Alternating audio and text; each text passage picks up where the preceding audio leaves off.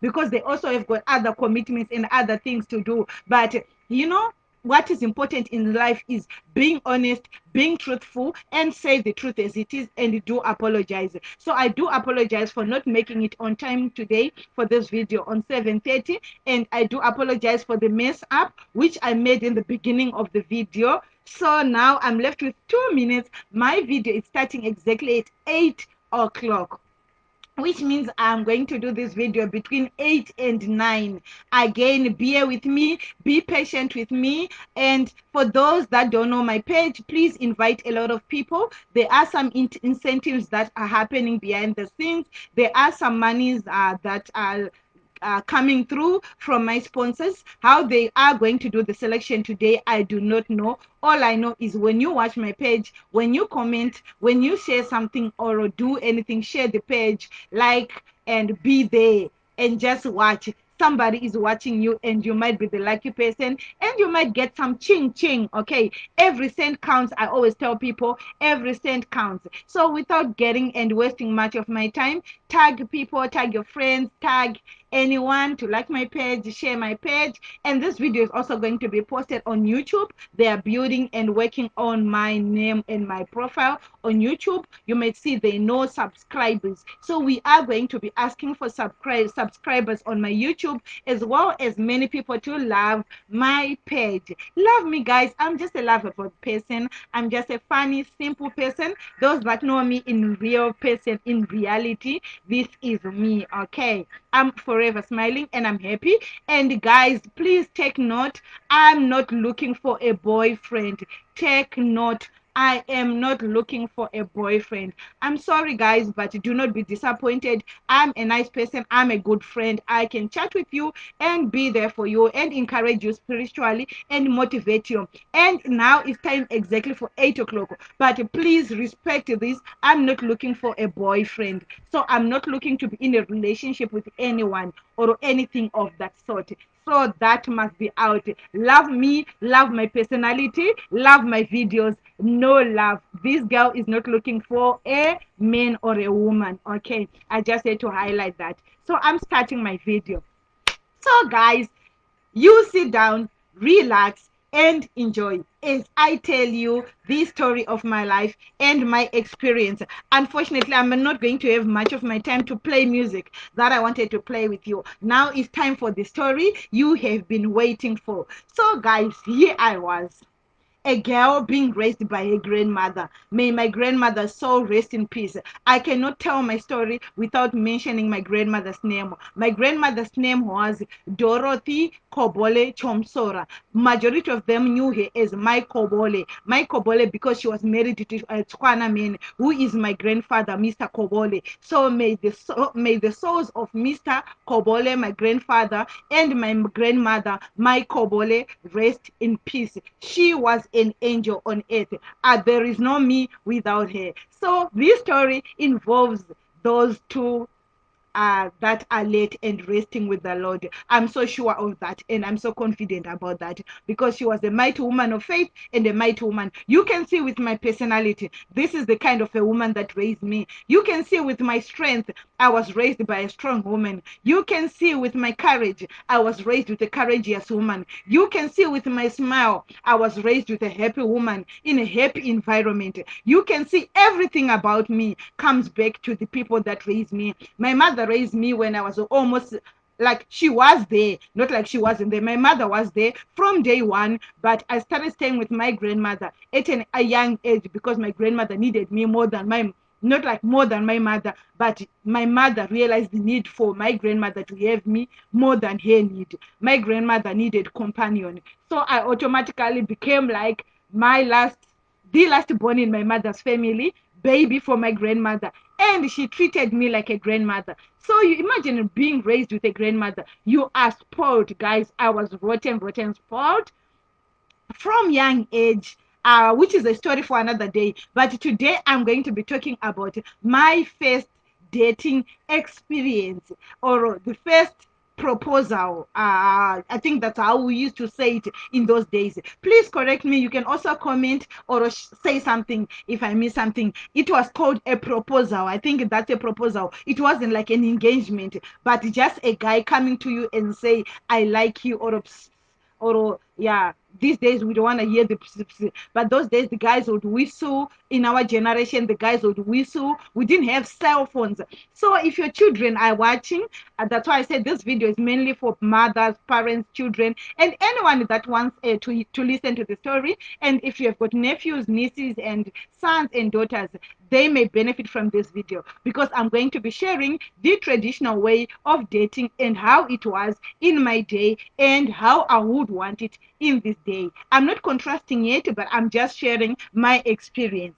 So guys, being raised by a grandmother is completely different from being raised by your own parents, because grandmothers, they are a bit soft, spoiling, but also very strict. Children that are mainly raised by grandmothers, they grew up with a strong, like strong strong morals. Like, not like the children that are raised with mothers, they don't have strong morals, but I'm saying like the way our grandmother made it for us, it was so difficult. On the other hand, we had the benefit of being spoiled. Grandmothers spoil children. Like my grandmother literally spoiled me, like that bad, guys. It was that bad. I get up to high school dating whilst my grandmother still wanted to bath me. Guys, this is a real story. That's what I mean when I say grandmothers really spoil you. So here is the girl in a village called Chitenderi, KwaZimba, in Zimba. Guys, please forgive me if I speak Shona. I'm supposed to be speaking in English, because majority of the children that are being raised in diaspora, they can hear Shona, but they don't understand it that much. So also for my children, they hear Shona, but they can't communicate in Shona. So I'm also doing this video. One day when my daughter comes and looks back, she's gonna listen to this story and see how her mother started dating and got a first proposal. Okay, so guys, we were Catholics, strong Catholics with the strong Catholic beliefs, and we were at church. We had the aunties that also used to teach us, and at school, at the high school that I was, shout out to Miss Hamaziripi. My Hamaziripi, she's in Canada. She was our Shona teacher, but she was a teacher, but she was also an auntie. And shout out to my aunties and my uncles' wives and every woman that was around me. They also played a big role in molding me as a young girl, including my grandmother, including my mom. So my mom was a modern mom. Like, a modern mom is that mom. When I say modern, get the sense to me. When I say modern, she's that kind of a mother that would come, when she comes to us in the village, she say, hi, Jinoro. When she takes me on holiday, this is what is dating. She was so open about me. She wanted us to have an open relationship. And thank God I still have my mother, and we still have got that open relationship whereby we can talk about anything with each other from that young age. So she also used to tell me, like, when you feel like dating, you are free to date. But guys, I had a time frame which I had to wait. That was then in my family, with my family and my background. So I was only supposed to date in Form 3. I think Form 3, that's about grade 9. So I was only allowed to date or have a boyfriend in grade 9, which is Form 3, a year before you get to grade 10, which is Form 4. So I couldn't wait to get to form 3. So the condition kept on changing. First of all, they said Form 3, and then when they see I was almost in Form 3, they said no, it has to be this end of Form 3. So it seems like something was happening behind the scenes, guys. Really, like, literally something was happening behind the scenes. Honestly, to be honest, I really don't know how these things played out, and I might maybe figure out from, if need be, so that I could also find out from him what is it really. Was it also like from the guy's side? Was it also like that he had to wait specifically for that time? Because all this time this guy could see me could mingle with me, as in like he could meet me at church. We used to go to the same church. We our families were intertwined. Like my grandmother and his grandmother were friends. My mother and his mother were friends. We used to be like where they were, like they used to have businesses. We used to be there three-quarters of the times, but nothing like that ever happened. Also, from his side, shout out to his family also, that also played a role in molding that first date of my first experience of being proposed, guys, of being said, someone coming to you and say, I love you, I've got the intention, like I love you, like I want to have a relationship with you. And that's, you call it puppy love, puppy what, but to me that was my first experience, guys. So I had to wait to be at that age. And being raised by a grandmother, you had to listen, because we were taught to be a good child or to have the blessings in future, you need to listen. So there were things that we were taught at that age, and for me, I was following those things accordingly. So even my friends were following those things accordingly. Though some of my friends had started dating a little bit early, like form two, but for me, I had to officially wait for that time, which was my end of year form three. So which was December. When I look, it was supposed to be December 2020. What? Oh my God. Was it 220? Okay, let me leave the years, guys. I might get messed up with the years. So I had to specifically wait for that. It means a lot. So if you have got a child that, or if you're a child that will one day come to watch this video, or one day come and listen to this video, I want you to know that whatever your parents, your aunties, or anyone tells you about the times in terms of relationships and dating, it is very important. These adults, or the parents, or your aunties, or whoever, they have experience. So they have passed through the same stage that you are in, or that you are going through. So they know a lot more than you do. Even though you think you are old, you are mature, or for some young girls, you have got the boobs are out already. Thank God for me, I didn't have any boobs. I didn't have anything at that stage. But I was, my girls of my age already had boobs showing out, and you know, but as a girl, you were just looking for that time also, that it was like, it's like a feeling, man, that you have as a young woman, that I also need to have that experience of being asked out. And if it doesn't happen, you anxiously wait for it. So also parents, you also need to bear in mind that maybe in your era, nobody told you that there is that aging for a girl child, or for guys that are listening. Also for the boys, I feel they also have got that aging to ask a girl out. But it must be the right time. If you do it earlier or sooner, it might mess you up in the future, or it might even mess your way, or your future relationships in future. Otherwise, that first relationship can also be your permanent relationship. So it's very important to take your time, have priorities. So for me, I was taught with priorities from young age. I had priorities. I was raised being taught to have priorities as a young girl. At church, they were molding us. We were being raised the Christian way with also priorities. Like, for example, virginity. You were not supposed to have sex, no sex before marriage. At school, thanks to my school, so for me, and also for who I am now, being able to talk about any topic without being shy, I would like also to thank my teacher, especially the same lady I'll talk about, my Mrs. Hamadziripi in Canada, because she gave me the exposure.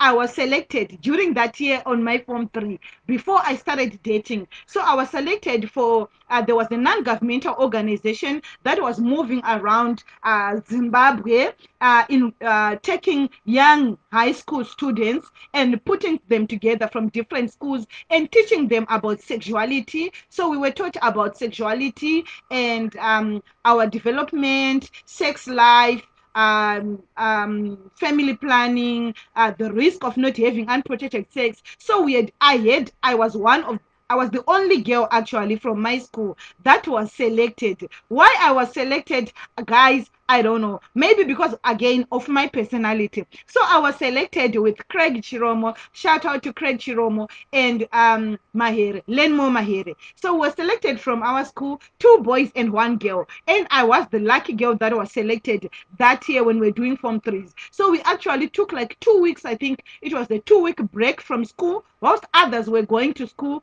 The two of us were pulled out, the three of us were pulled from school to go to that to that workshop, which was done at Mutongerwa Hotel. Shout out to Mutongerwa Hotel. It's a hotel in Murombedzi where most of the famous musicians that used to come and play music in Murombedzi Zimba used to come and play. So shout out to that hotel. So we had our workshop there. Guys, it was a nice workshop. It gave me the exposure to learn to be comfortable in my body, to have confidence as a young girl. At that age, I was able to talk about sex. I was able to teach other children about sex education. So I got sex education from school with the blessings from my school and these two lucky guys that I were with, who also automatically became my friends, and Craig was like a brother to me. And the three of us, we got more exposure than anyone. To be honest, I wish, to be honest, if the schools in Zimbabwe all over the world could hear me on this video, or if you are a parent, guys, there is nothing as important as teaching your child about sex education. Sex education in most homes is something that is deprived, something that is not talked about. But guys, sex education is very important. It gives your child confidence to know about your body parts. For me, that was like my first experience. Even though traditionally I was taught about being a woman, the hygiene of a woman, because in our Shona culture they teach us as young girls, before you reach like before you finish your primary school, there are certain procedures that you go through as a young girl. In my Shona culture, I'm a Shona culture, so in my Shona culture there are procedures that a girl goes through before you finish your primary education, before you go to high school. Mainly they say actually it has to happen before you start your menstruation period. So you go through counseling, what they call girl counseling, which can be done by your aunties, which can be done by your grandmothers, which can be done by your own mother, which can be done. So we, as girls, I don't know about boys, as girls, we get sex education. But the sex education that they give us is not that deep compared to the sex education that I learned in high school when I was selected to attend that workshop from, I think it was United Nations or what, that were sponsoring sex education. So what the purpose that were selected was that we go back to our schools and teach other children about sex education, which we try to do with the three of us, myself, Lenmo, and Craig. We tried to go and talk about it. But because there were sensitive topics and some kids of our age were so shy to hear us talking about how to wear a condom, you know, and you haven't had sex, you are still a virgin, and both of us were still virgins, but we had confidence to talk about sex, to talk about condoms, to talk about wearing a condom the correct way, the correct procedure, to talk about sexually transmitted diseases without being shy, but confidently.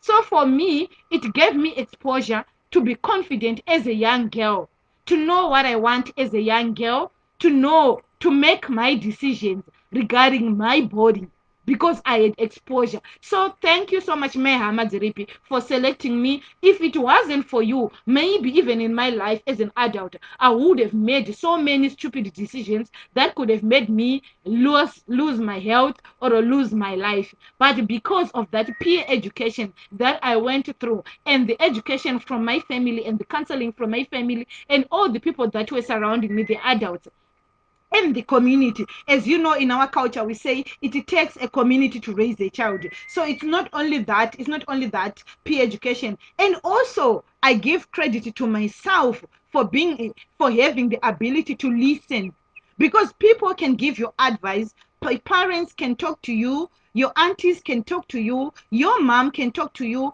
but it takes you as a child, as a young teenager, to listen and understand. which is very important, guys. Listening is very good, especially when it comes to relationship and sex education and your sexual life as a young teenager.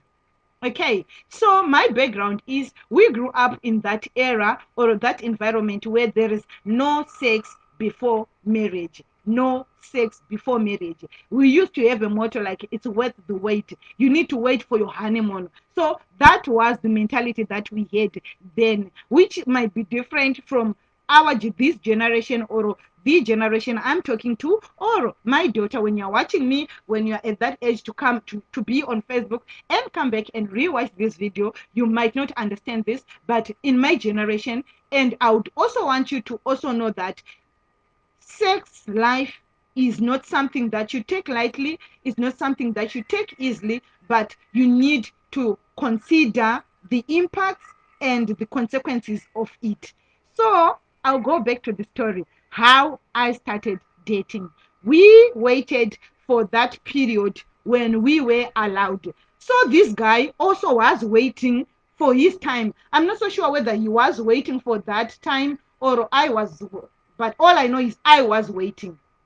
But about us, there was just one unique thing about us, which was it's like it felt like, to be honest, it felt like our families wanted us to be together, kind of a thing.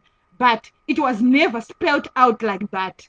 But deep down, as you were growing up, I don't know, it's just this feeling that I just knew that I knew personally, I knew that there will come a time that this guy is gonna come and propose to me. Why? I don't know, but I just knew as I was growing up. But me and him never like talked. We really didn't talk, even meet with family meetings or anything, or when my grandmom and his grandmom would meet, if he's there, me and him never spoke. No communication, no letters, nothing. Same church, would go to the same church, avoid each other. We never spoke. We never interacted. We never had any communication, guys. I knew him, he knew me, but no communication. But later on, I found out he also had that same feeling that he knew I was going to be his first girlfriend. Just like I also had that feeling that I knew he was going to be my first boyfriend, but we just didn't know when it was going to happen. We just didn't know. But it's just a feeling that I remember very well. I think from grade five, yeah, that's when he moved to my school from another school, but we were not talking at all, like literally enemies. But grade one, grade two, grade three, I think we were together. And then he was moved. His parents moved him to another school, and then they brought him back again to the school that I was. I never moved to school, but still, then in my class there were boys, and but from me looking at them, there was no boyfriend of mine. They were just my classmates. And I did not even have a desire to have a boyfriend at that age because I knew the rule. Even though at grade 7 at my school, some kids had already started having boyfriends, and some kids were already started being sexually active. When I say being sexually active, I mean like they'd already started being intimate already at primary level. That's grade 6, grade 7. But for me, continuing with my story, I just knew that he was going to be, at one point or the other, he was going to come and propose to me, and I was going to patiently wait for him to come and do it. There was nothing I was going to do from my side because we were raised with women that told us a girl cannot propose a guy.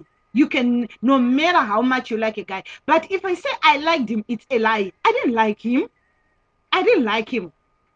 uh, at that age, there was nothing I knew about liking a guy or what to look into a guy. I didn't have anything. I just had my priorities, which was number one, education. My grandmother always emphasized education was my first priority, and my mother was education is your first priority. And my mother saying was always like, your life is what you make out of it. So I knew, even though at school I was very, very naughty. I was very naughty in terms of playing in lectures, in class when the teacher is teaching and talking and play. That's the naughty part I was at school. And being active, and as you can see, I'm an active person. So it just didn't start now. I've always been an active person. I've always been a vocal person, and I was always in trouble at school for talking. Yes, I always had my way. I always had to say what I feel and what I think is right. And I wasn't afraid of anyone, and I was never afraid of anything because that's how I was raised. So Form 3 ended, but to be honest with you guys, school wise, from high school, something happened when I entered high school. Whether it's teenagehood or what, I don't know. But my personal experience was high school, or I think also the other thing I need to emphasize with parents is when I went to school, I went so early because I was clever, and this, you can see this confidence I have. It did not started now. It did not start now. It started when I was very, very young. I went to school with 4 years. 4 years I was doing grade 1. And much of the people, including the boyfriend that first dated me, were already 5 or 6 years old by then, but I was 4 years old. So I went to school very, very young. Emotionally, I wasn't ready, which I also think is very important for parents. And for me, I'm actually applying it right now with my kids. I will never send my child to primary school until he is emotionally ready. Guys, emotional readiness is important for a child. My mother always emphasized, but because I used to play and behave like children who were older than me, and I insisted on going to school with them, I went to school, which also made me to suffer a little bit out. That's a story for another day. I'm not going to talk about it. So my going to high school, I passed my grade 7 very well. I think I was one of the best students in my area, in my province. I came out very well with flying colors. Reason was we overworked my grandmother day and night. We revised exam papers with my cousin. Shout out to my cousin Mbuya Vango, Patience Minde. She's residing in UK right now. Shout out to you, my Nyakurwa. She's now called my Nyakurwa, but P Minde. Shout out to you. We studied so hard, and I made it at grade 7. Why? Because I was just intelligent. I think the intelligence was in me, but I was just not emotionally ready. And I used to play a lot. I was just a player at school, like not player as in cheating, but that child that just like playing.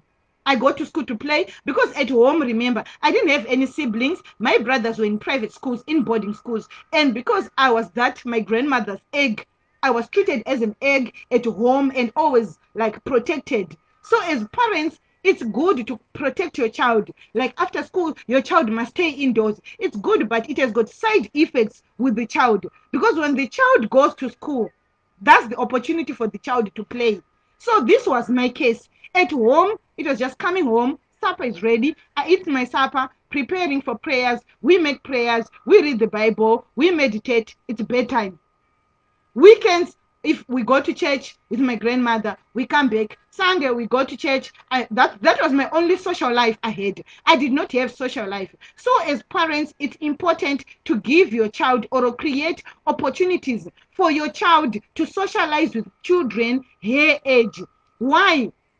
So that when your child goes to school, your child is not going to play at school, but is going to concentrate in class. I think for me, when I went to high school, the excitement, the vibe that was at high school, the meeting new people from new schools, it made me lose focus, guys. To be honest with you, my form 2, I felt like I really like literally failed. I just didn't care. Like I just had this attitude like education, like I really lost a little some sense of how important education was, and I started failing, like becoming like the bad student intellectually. Why? Because I was playing. It was my time to play at school, and I really used that time to play. If you knew me at high school, I used to play anything, any form of playing. Make it noise, make it what? I was always in trouble. Noise, talking in class, playing, because that was the only opportunity I had of playing with people my age. Once I'm back home, I'm back with my grandmom, I'm back with our helpers. That's it. And then I have to see the people of my age tomorrow again, which was very difficult. And I was not allowed to play during at home, unless if it was with a family that had to come to my house. My grandmother was overprotective of me. So it's good. Just hold on for me, guys. Hello. Babe, I'm doing a live. I'm on live video, babe. I'm so sorry. Yes, today it's Friday. Date night with Jen. Thank you. Thank you. Okay. You're on live. Thank you.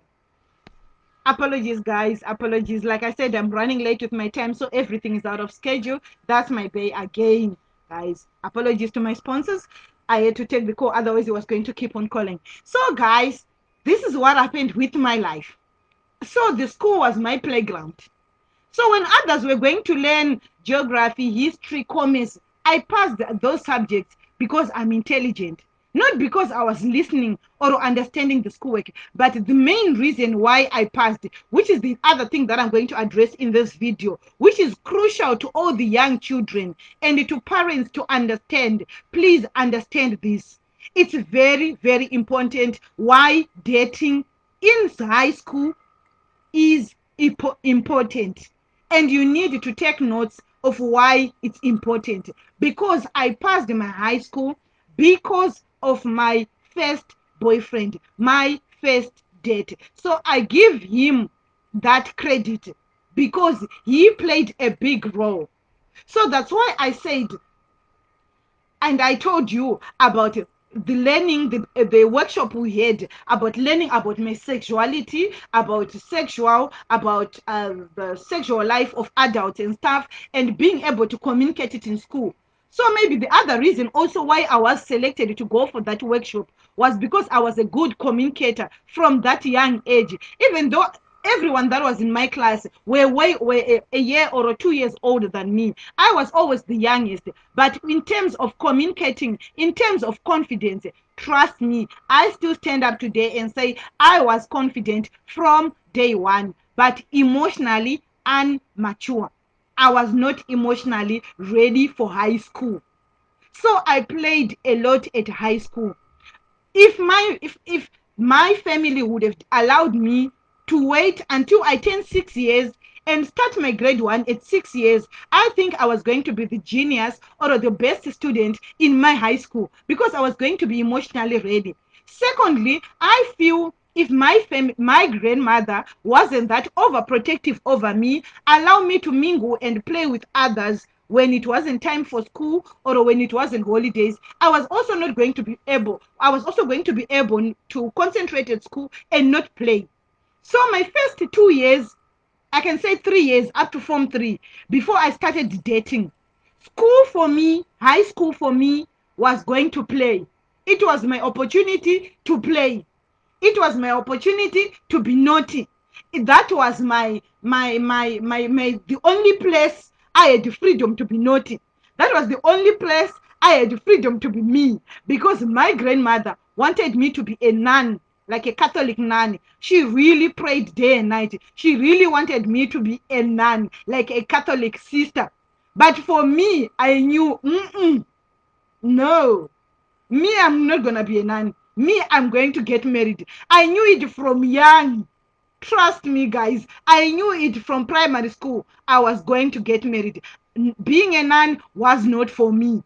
As much as my grandmother wanted me, as much as she directed me towards that, as much as she put pressure towards me going to nun workshops for young girls so that you are inspired, encouraged to be a Catholic nun, I knew that wasn't for me. So the environment that many people did not understand me, the environment that I grew up in an overprotective environment where I was treated as an egg.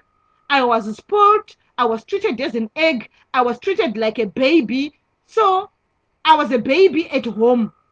So this big baby at home, being at school with mature teenagers, was not working well. I wasn't coping, guys. So I was always in trouble in high school.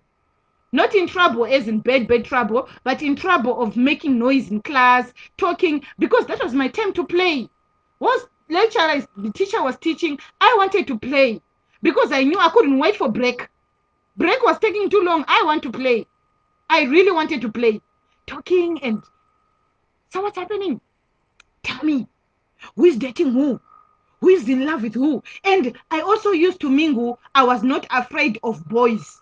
That's another thing. Why? Because at home I grew up being the only girl and with the two brothers.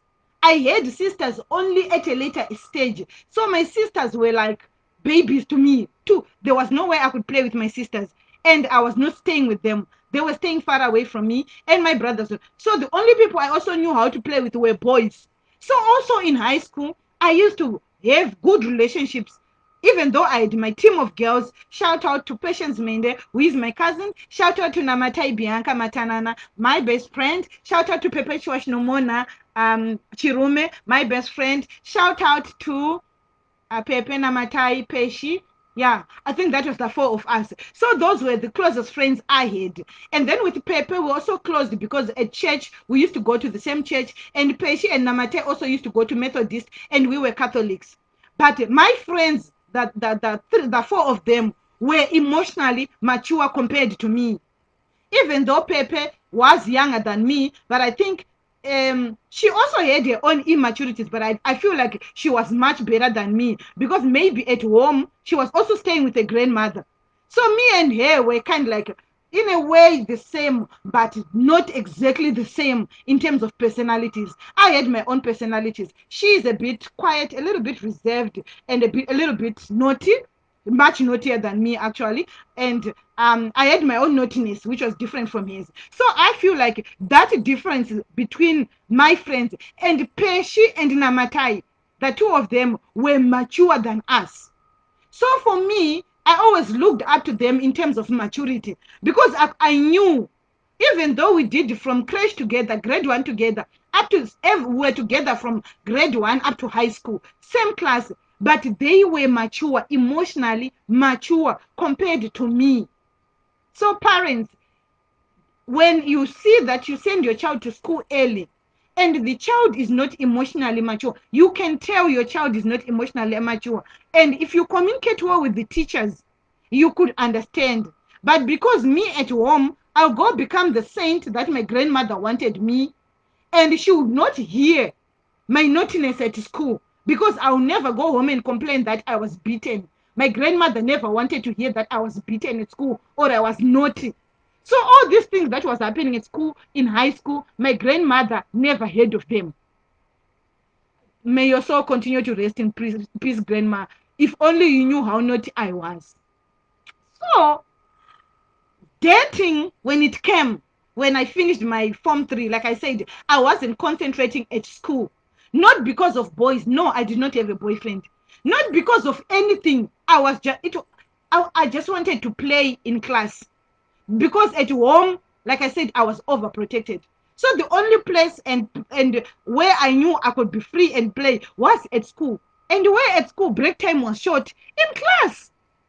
So when we are taking notes, I was that type of student that would be fidgeting, writing notes, communicating with the boys, or doing things that the teacher doesn't want. That's the naughtiness I'm talking about.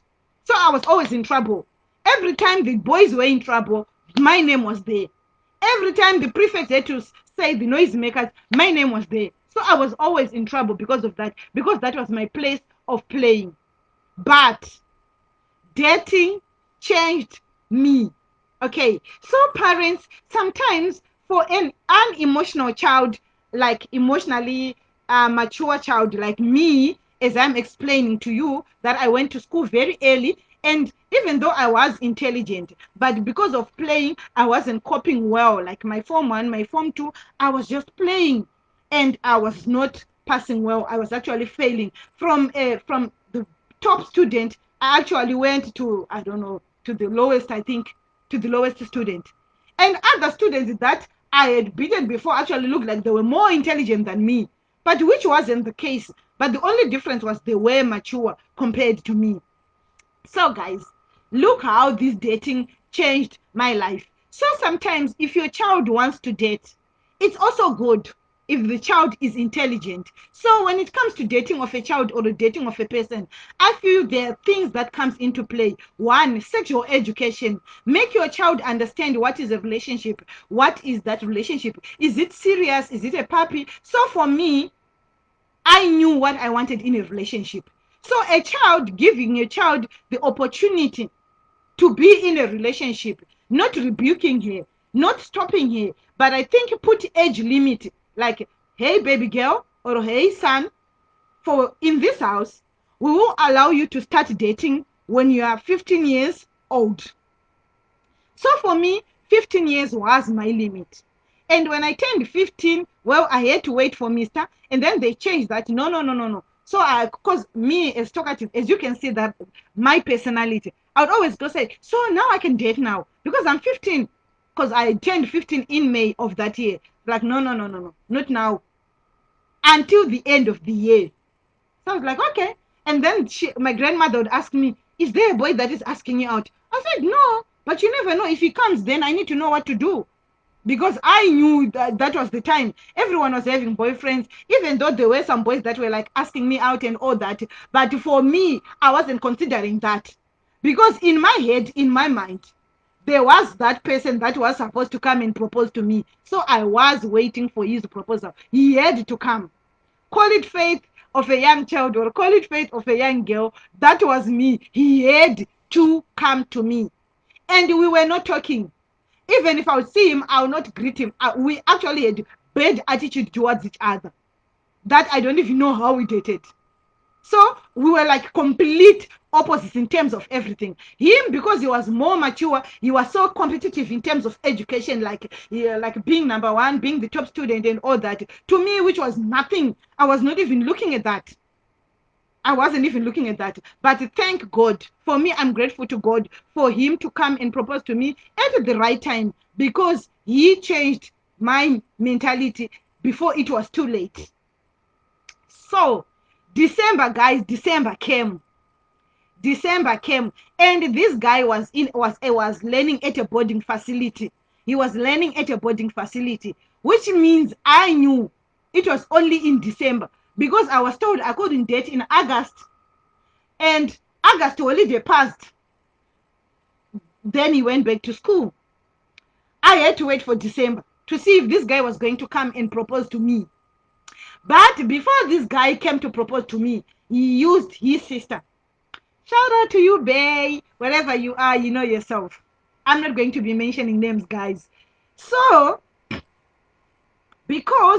I don't know from his side, like I said, guys, I was just a girl that knew a guy had to come and propose to me, and that knew the type of a guy that was supposed to come and propose to me. I was waiting for it. I was waiting for this proposal. I was waiting for him to follow me and ask me out. He had to follow me and ask me out. And the only way this guy was going to ask me out was because we used to, after church every Sunday, he used to stay because they had businesses at the Growth Point. So they used to stay there. But for some of us, we had to go to church, which was like a lot of kilometers. I don't know, like 5 kilometers or what. I don't know the exact amount of kilometers, which we had to walk to go to church. And then after church, my grandmother, because I was mature and because she trusted me, she would leave me at church because we had youth services and other activities that we would do. If it's Easter, we would do youth Easter dramas. If it's Christmas, we'll do the Christmas dramas. So we had so many activities for the youth that we used to do. And then once those activities are done, older people would be gone already. Then that was our opportunities as young girls and young boys at church to mingle, meet, and all that. So we had the opportunity to meet and mingle. And I knew my day was going to come. How, when, I don't know. But my day came nicely for me. So December came. First week, in Zimbabwe, borders close early. So when they close early, they close like a day. Yeah, they close 2 days earlier or a day earlier than normal schools. So the children from boarding school come early. So his baby sister. So his baby sisters, I don't know how they also knew about this. I'm gonna ask them actually. It's a funny, interesting story. Since I'm talking about it, I'm gonna ask them also how they also how what happened. But I know the baby from the number two from being his baby. What can I say? The second from last came to me after church and said, Jean, I said, what's up? We were friends. And then she was way younger than me. But I don't know, we were just like clicking. I don't know. And maybe also because after church, since I was young, we used to go to their shop, eat, or because they had a restaurant, eat there. And my mom, we used to buy groceries and everything from there. And my mom and their mom were friends. And our families, my grandmom and his grandmother were best friends. So it's either after church when I was young, I would pass through his grandmother's place because my grandmother and his grandmother were like besties. So after church, I would go to his grandmother's place. It was like a routine. Then these two ladies would sit, make tea or a drink. If they don't sit there, we would go to their restaurant. These two grandmothers would do their chit-chatting there. I would sit and have my cool drink or with my banzi or my fresh chips or whatever that was served there that my grandmother would buy for me. So we automatically knew each other. Like, yeah, my grandmother and grandmother, and they would talk. Even if my mom come, my mom also would take me there to talk to his mother, who was also my mom's friend. They were like really tight friends from their childhood era. So guys, I was always, either way, I was always there. But me and him were not talking. But me and the girls, like especially his younger sisters, we were like tight. But with his elder sisters, we were not like close until we started dating. Then I started becoming closer to his elder sisters. But before, we were not close. So this was the family dynamics behind, which many people does not know, but this is the story of my life. So this was the family dynamics that we had. Our grannies were besties. Our mothers were besties. The restaurant we used to eat after church was theirs. The shop we used to buy groceries was theirs. So it's like 3/4 of the time I was either way with my grandmother, or I would see him at his grandmother's place, which was not like a few meters from where he used to reside as well. So it's either I would see him at his grandmother, but still we were not talking to each other. There was no communication between us at all.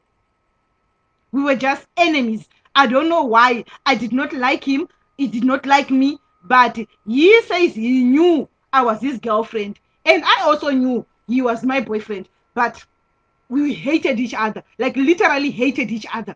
We really hated each other. For what reason? Nobody knows. We would see each other, whether they're shop or what, we don't talk. I don't greet him. He doesn't greet me. That was our life. But we just knew. So I don't know in terms of timing whether he was his timing or, but between, from my side, nobody told him that I was ready to date unless his grandmother and my grandmother communicated something that we didn't know, which ended up going to our mothers, or our mothers communicated. I don't know, because I don't know what was happening from his family, from his side. I will be lying, guys. But all that I knew is it seems like everything worked according to how I wanted it to happen, and how my timing in terms of dating with the rules from my family was working. Okay. And so that Sunday, the first Sunday, I remember, it was the first Sunday of that December when after I was doing finished my Form 3 that year, that when I was 15 years, end of the year after I turned 15 years, yeah, end of the year after I turned 15 years, that's when I was allowed to date. That first Sunday, that was his first Sunday in church after schools were closed. His sister came to me after church. So in church, I used to be a dancer, and you used to serve mass. If you know how the Catholic church works, they are dancers. The young girls dance in church, and the boys serve mass. They assist the priest in the proceedings of the mass, and the girls will dance in church. So we grew up doing those things together, but with no communication. So the girls and boys, we just hated each other. I don't know what really happened, or maybe that's how it is, or what. I don't know. Or maybe it was just my experience, or other people had different experiences. But I also see even a church with the girls that we were like that. The girls and the boys were like, we were like oil and water. We never mix. We would only work together at youth. We do the things that we had to do at youth, and that's it. Only those big girls, or the big ones that are done with their high schools, that are still at home, who are dating, we would mingle with the boys. But for us, the young ones, we never liked the guys from church. We never liked each other. When it was church, it was time to pray, time to worship, and you would dance wholeheartedly without caring these guys looking at us. And they would do their serving in church without looking at the girls because we didn't like each other. That's how it was. We were in the church for God. Nobody liked each other in there. But for me, that Sunday now after church, the baby sister came to me and said, Jean, she was very, very clever. That one, oh, up to now, she's still like my bestie. She's still like she's here. That one, she came to me and she says, listen. I said, what? I said, I've got something to tell you. Let's go aside. So she pulled me aside. And my heart was like, boom, boom, boom, boom, boom. What is it? What is it? Boom, boom, boom, boom. Like I was expecting to hear what she wanted to tell me. I was really like, deep down, I think I really wanted to hear. And I was excited to hear what she wanted to tell me. And she was like, listen. So she had to pull me aside because remember, this dating was supposed to be a secret. Nobody should know about it. And nobody should know who is dating who until I don't know. You know, these things at school and high school things, you don't know. But it was good to communicate about it. So she pulled me aside. Now, this is the baby sister. And she told me, and we went in a secret corner. And she says, listen. I said, and she was so confident. Up to now, I love her confidence. She started being confident also at a very young age. And she was very mature for her age. Much mature, like she was like same age with me, but she was way younger than me. But our mentality, she was par with me, I'm telling you. She says, listen, you're going to be my sister-in-law. I said, what? And she says, you're going to be my sister-in-law. I said, so with who? Which one? Because I knew she had two brothers. So I said, which one? And then she says, you know almost the one. There's only one. There's only one of my brothers that likes you. I said, which one? And then she told me. And for me, that was the one. It's like, so he likes me. It's like, yeah, he likes you. It's like, really? Are you sure? So because me and her were so close, I had to ask her, are you sure he really likes me? Or he's just trying? She's like, no. You are on his lips. I'm telling you, that auntie of mine was a sweet tongue. She was sweet with the chocolate. Yo. I hope my son and my daughter are going to have that relationship. That was a very good sister and brother relationship. Those guys were so tight. She like started pouring their heart, like she started like asking me out. So the first proposal came from the sister. She was proposing me with all the sweet tongues. I was shocked to hear coming from her mouth. I'm like, are you sure, girl? She was like, I'm sure. He's into you. Trust me. Today, when you're going home, he's going to follow you. I said, he's going to follow you. And now she wanted to know what I was thinking, and so that she could run and tell the brother. Because the brother also, I think, was afraid of rejection. So he also wanted to gain his confidence. You know how it was. It was also difficult for him. It was also his first time asking a girl out. And now, lucky for him, he had a good baby sister that was clever and intelligent and the sweetest tongue. I'm telling you, if you have a sister like that, she will get everything done for you easy. I'm telling you, the sister had done it. She swept me away just like this. I was just waiting for him, even though I've been waiting for him. But you will remember, we were enemies. So I actually didn't know. I actually didn't even remember like how does or know his voice. Like I literally his voice, I didn't know.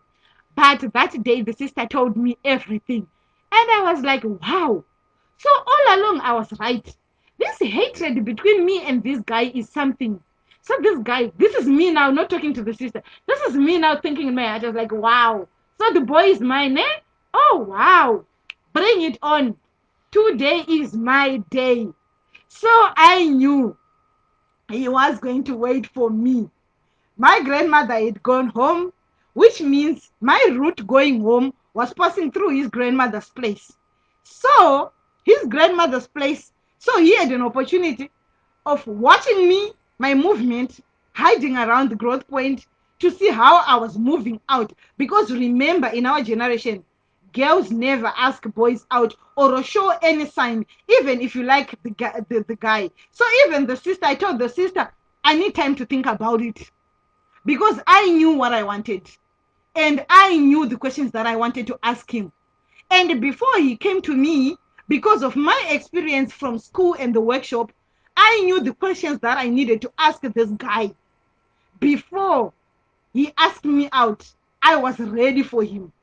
So I was ahead of him. He didn't know that I was ahead of him. He thought I was behind, but I was ahead. And I was waiting for him to come. The sister gave me the hint. The sister wanted to know my answer. I refused to give the answer. I said, girl, I need to think about it.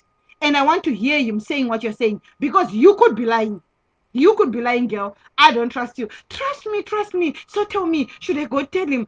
So the sister wanted an answer, like she wanted a yes, to go tell the brother, to say, Jean said yes. I said, no. He must come and talk to me himself.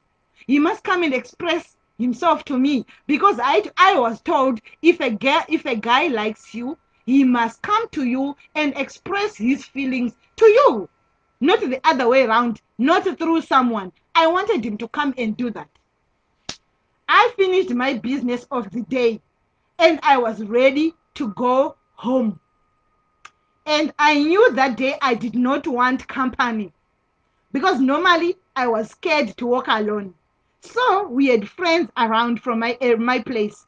So when we are going home, would you arrange, are you going home? Please let me know when you're going home, or meet me at this place, or some will be talking with their friends or their boyfriends or their relatives, or come see me, or come pick me from this place, so that we go home together.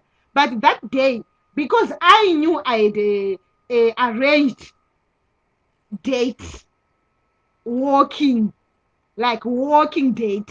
It wasn't sitting in a restaurant. It wasn't having tea or breakfast. It was an accompanying walk date, if I'm to say that.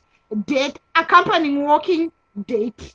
So I knew that day, that Sunday, I didn't need company. I had to go home by myself. So here I was, with all the confidence in the world. You go, girl. Your guy is coming to get you. There I was, so confident of myself. But deep down, to be honest with you, I was so shivering. When I actually took my step out of the growth point, that's when I realized, oh, sherbet. Sherbet was so sweet. This is the moment that I was waiting for. And now it is come. And I started being nervous, and I don't know, the fear that just gripped me. And I think the same was happening to the guy. Guys, I walked. So the thing was, as a girl, when you're walking, you look on your sides and in front. You don't look behind you. You don't look behind you. Who said that? I don't know. We just knew it as village girls. You don't look behind, because looking behind is like you are checking if someone is coming after you. So we never did that, just in case someone is coming after you. And if you turn around and say like, and then your eyes meet, it means you also wanted him to come. And no girl should we were raised that no girl should ever put herself in a vulnerable situation where you show a guy that you like him. So I grew up in an era where showing a guy that you like him is being vulnerable. So when you're vulnerable, a guy can do anything that he wants with you. So my grandmother always taught me never to be vulnerable in front of a guy, never to be vulnerable in front of anyone. Because the moment you show your vulnerability, people take advantage of it. And that's my policy. No matter how I am afraid of anything, I'm not even afraid of talking to myself on my video, on my page alone. I'm not. That's me. It's my confidence. It's my video on my wall, on my page. When one day I'm bored, I'll come back and look and laugh. It's my own entertainment. I'm creating my own entertainment for myself. So shout out to me. So that fear gripped me. And my grandmother's words started coming. Never show vulnerability to a guy. And I started walking, guys. If you know that route, it's a long route. I passed this grandmother's place. I was expecting to hear footsteps, because this guy used to run. I knew about him. This guy was a soccer player. I knew about him. So I know it was going to be easier for him to run and catch up with me, no matter how far I was. So I was like, you know what? I'm going to make it difficult for him. He want to make it difficult for me. I've walked so much going to my house. He is not following me. I'm going to start walking faster. So that, but if you think I'm going to walk slowly for him, he's going to feel it. Guys, I started walking fast. And that was a long distance. And he took that leap of saying she's going to walk slowly because my sister hinted that I'm coming. So she must wait. Or maybe he was getting a cold feet or what. I don't know what was happening to him. We never spoke about it. Neither did I ask him. We're so open about each other, but we never talked about. I think we once talked about it. I don't remember, man. It's a long time. It's childhood. I was like 15 years old. How do I remember that? It's like double my how many decades now. So, but all that I remember is I started walking faster than my normal speed, because I was like, you know what? I gave you time so that you would catch up with me and do this date walk with me and accompany me home to my place, but you refused and you made me walk alone because I could have walked with my friends, but you made me leave my friends and you are not coming. And I can't look back, guys. That's another thing. I couldn't look back. Now what I didn't know was there were two routes, and the guy got confused. He got confused because he expected me to use the other route, and I took the other route, even though those routes were going to meet at one point. So I used the symmetry route, and he used the other route. And because I couldn't look sideways, I couldn't look backwards, I was also getting like angry, like frustrated, like really. So this is what he has done to me. This is me now talking to myself. He made me walk all by myself. I could have been with my friends. Guys, there is nothing so frustrating like, you know, that's the day you are supposed to get your first proposal. So parents, it means a lot for a girl to be asked out. Hello girls, don't be shy about it. Don't be shy if you feel frustrated about it. Even if you're a guy, don't be shy if you get cold feet. It's normal. Even as a girl, it's normal to be anxious. It's normal to be anxious about it. But you shouldn't be. Now I know you shouldn't be anxious. Because if it's meant to happen, it's definitely going to happen. So I continued walking. I knew, because I had so much trust with the sister. We have been friends for so long, and she had never told me she had never told me about his brother liking me. She had never. She had told me about other girls that liked his brother. And at one point, I actually didn't like those girls. And like those girls now, they are my friends, and I won't mention them. I knew those girls, they also liked Ben, my boyfriend. And the sister told me about that. Not knowing, because since I told you, she was a baby sister to him, but because she was intelligent and smarter, up to now she is still smart. I don't know whether she was telling me so that when the time comes, when I'm ready to date, I will be like accepting his brother, knowing there are other girls that want his brother, or it was real that there were guys that really liked his brother. But because it was like a year before when she told me about the girls that liked his brother, I just didn't care. But I trusted her. So I knew no matter what, he was going to come. There were only challenging things that I knew on his side. The challenges that he had was running away from the family, getting time out from the family, and sneaking out to come and do this date walk with me. But because of his cold feet, he went for his cousin. He went to look for his cousin. Shout out to cousin. You know your name. He went to get his cousin. And his cousin, I don't know what happened to the cousin. I think the cousin was also chasing another girl because this cousin was also older than him. So that got him delayed.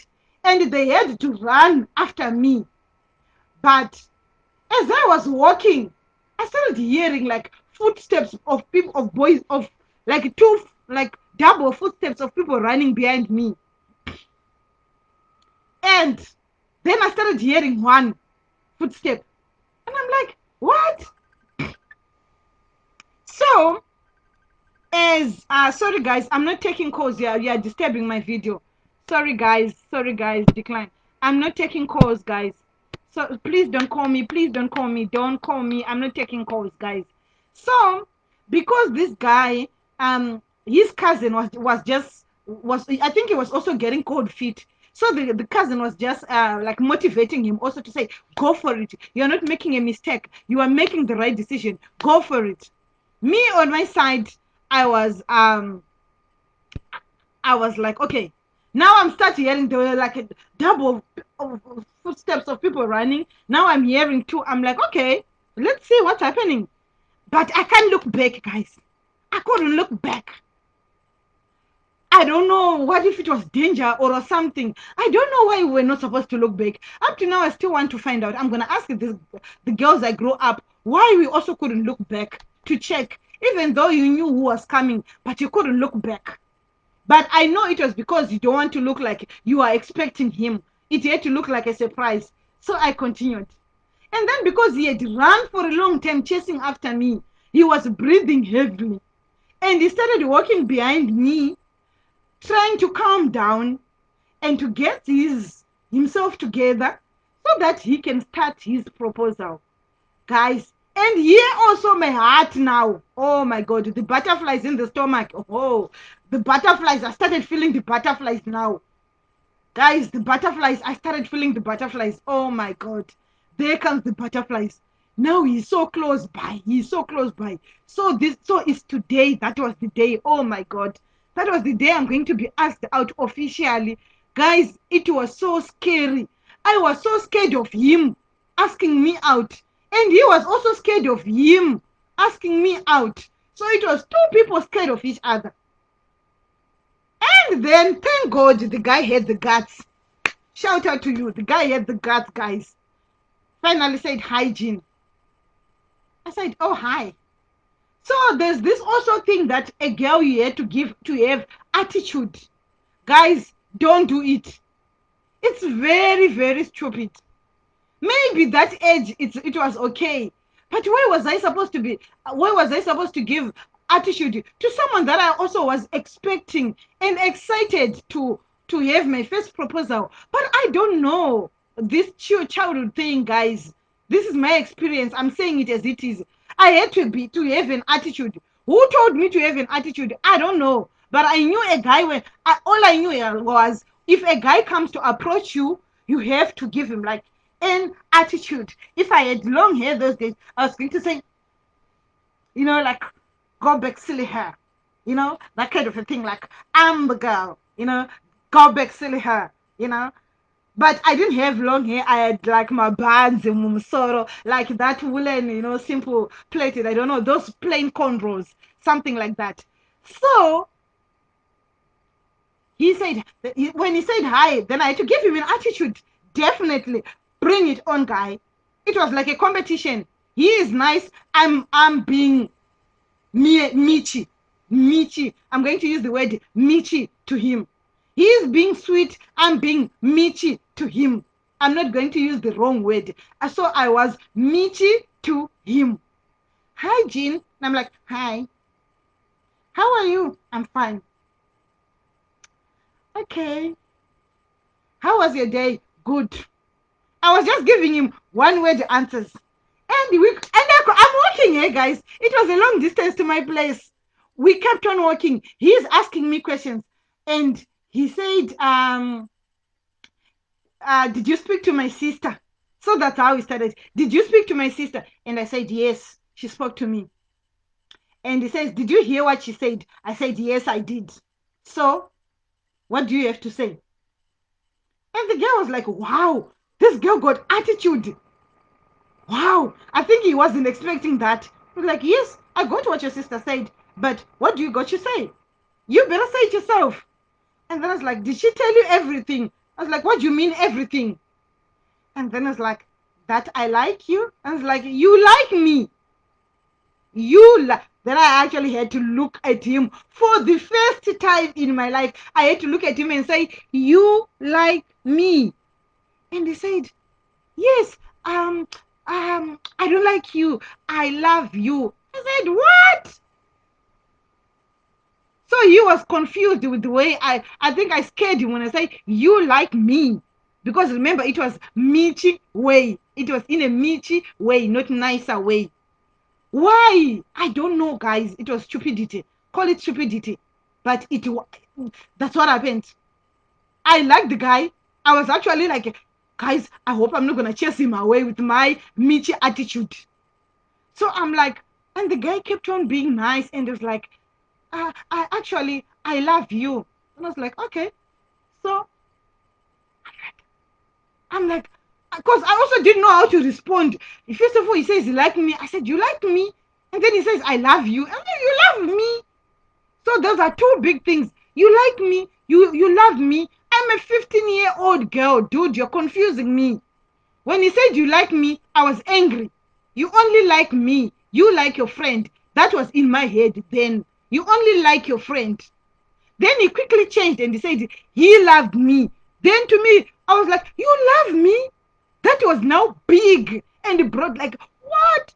This guy is saying he loved me. To me, love means marriage. That time. You love me means you want to marry me. This is a 15-year-old. That's what a 15-year-old think. Young guys, when you're talking to a 15-year-old or anyone younger than that, when you say you love her, you are saying you want to marry her. That's what I hear. That's what we hear. That's what I was hearing. Wow.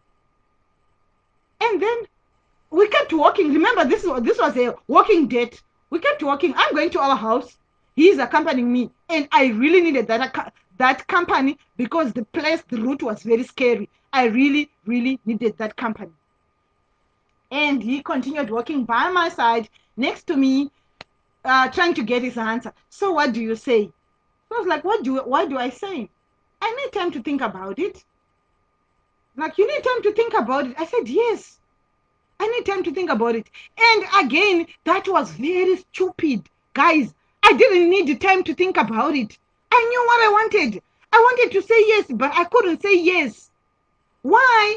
Because according to my culture, you can't say yes on a first proposal. If a guy asks you out, you can't say yes that very same time, which was very stupid. Because the guy can go to the next girl and the next girl say yes, and the guy is gone. Boom. But I was 15 years old, village girl, and stupid, kind of. That was me, guys. So I said I needed time to talk about it. Guys, we are walking. It's a long distance from the growth point to our house. This guy is still by my side, following me, tagging along, trying to convince me. But Jean, I've been liking you for so long. Then we started talking. You've been liking me for so long, and why didn't you say it?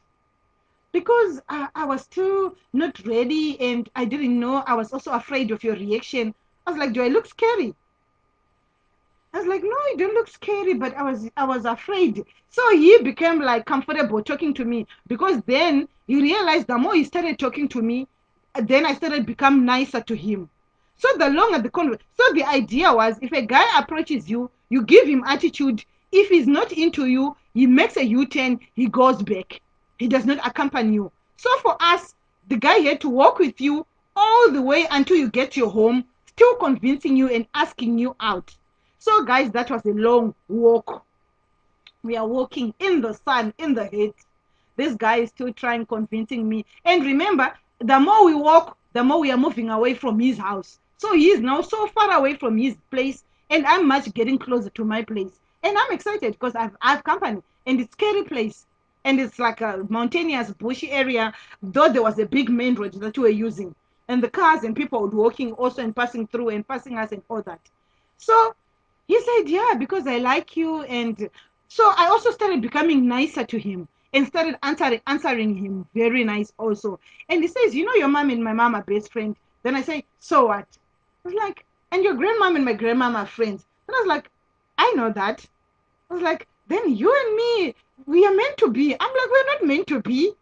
It doesn't mean that. Just because your mom and my mom are friends, your granny and my granny are friends, doesn't mean that you're friends. We are meant to be. And then he says, my sisters like you. Like, it doesn't mean anything still.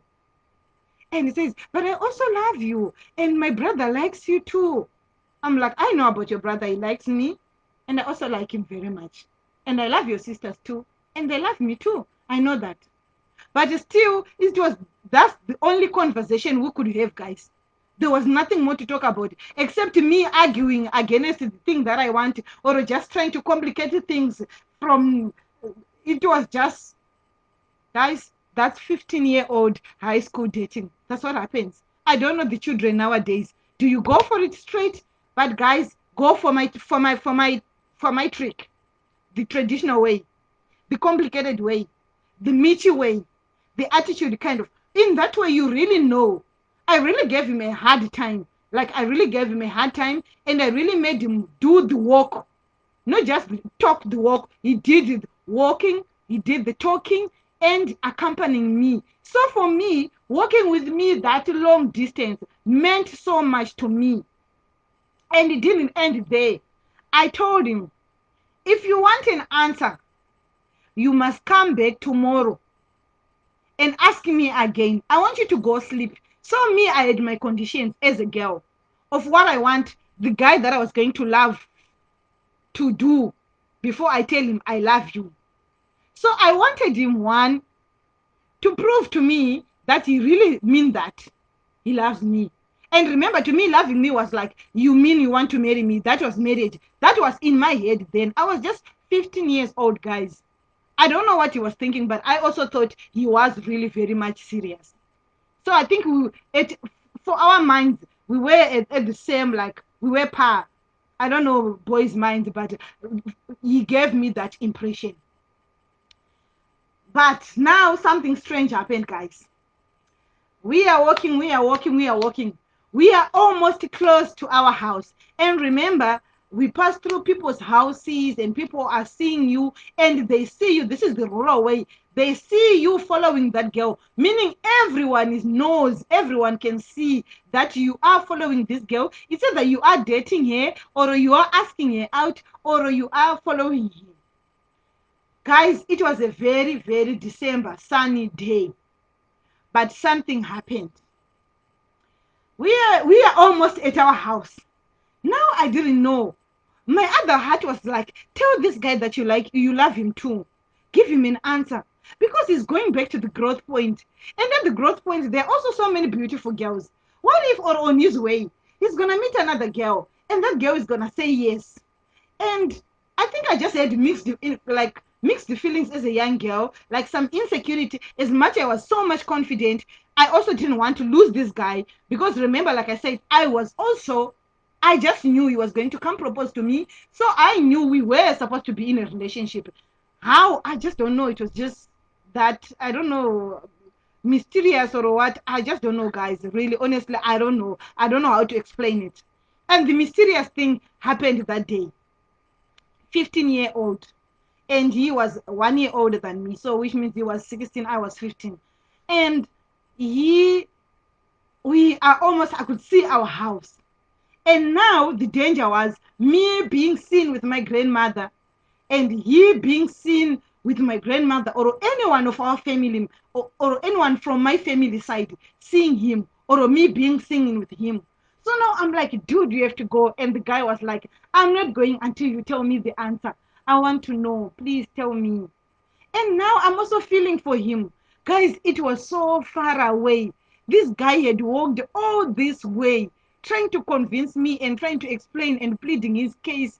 And whilst I'm busy trying to think and imagine and wonder, it just started raining, like literally raining, heavy rains from nowhere. Guys, I'm not lying.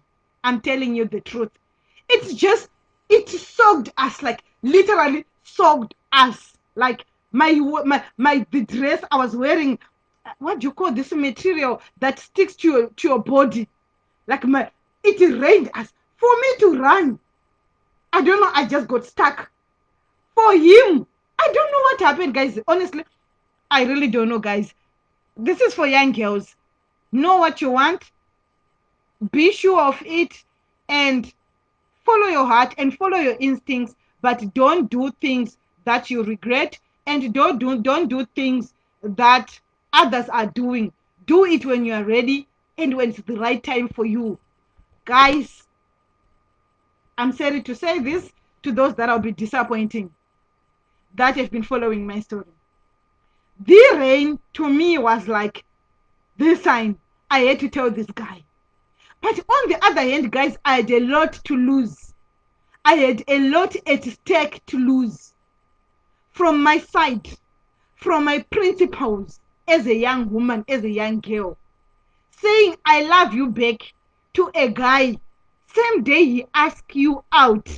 Guys, it was a no, no, no. A big, big no. Big X. But this rain, and the mysterious rain, messed everything for me. It messed my planning. It changed everything for me. Because I used to love reading. I grew up in an environment whereby I was introduced to reading at a very young age. So I love reading. Maybe also that's why some say I'm eloquent or I'm fluent. I can't confidently say that I speak fluent English, but I communicate very well. I think that's where also my communication started developing at a very young age.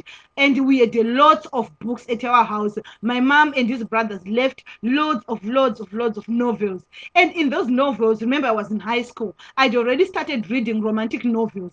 So to me, this rain and with the novels that I'd read was a sign that this is it. So guys, without wasting much of your time, since I'm already beyond my time, 19 minutes late, I said yes. Guys, I'd never seen anyone so happy because he knew he wasn't supposed to get the answer that day. He wasn't expecting to get his answer that day. It was impossible, guys, to get the answer that day for a girl to say, I love you back. Because I had to say, call him with his name. And with the confidence that I had, hold him, like hold him, and tell him in his eyes, which made him blush, that I and pronounce my name, love you, and pronounce his name. Guys, that blew the guy away. Like I completely swept him off his feet. Like I did it, girls. I did it. I broke the code. I broke the rules. I broke the traditional principle. That's when I started breaking these rules, guys. That was when I broke the traditional rules. And I realized it's not about what people say. Each one has got a journey. Each child has got a journey.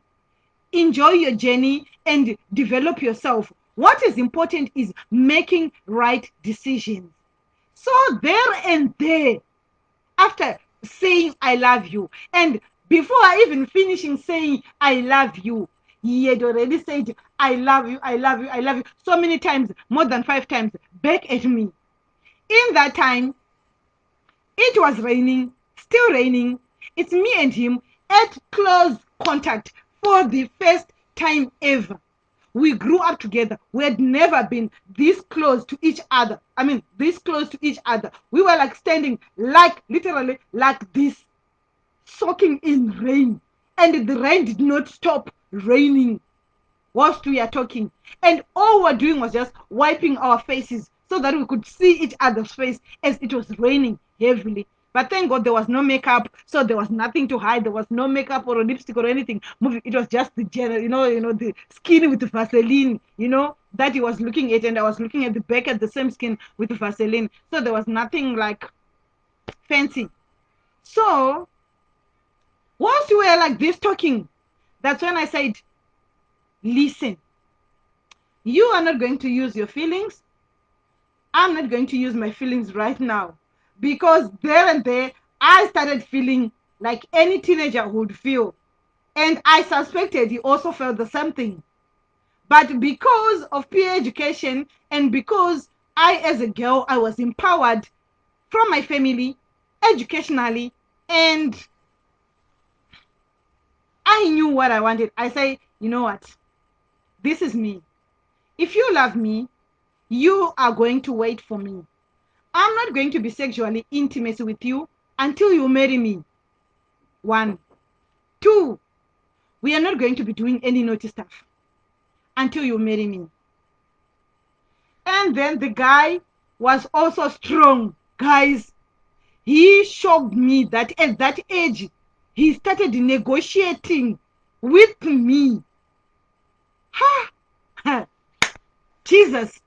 You think they are young, they don't know nothing. You will get the shock of your life. I got the shock of my life, guys. Right now, as I look back at it, I'm like, wow. So he had the guts because I was a strong girl. He went for the strongest girl with a strong personality. I'm coming with my conditions like no sex before marriage, no smooching, no touching each other, nothing.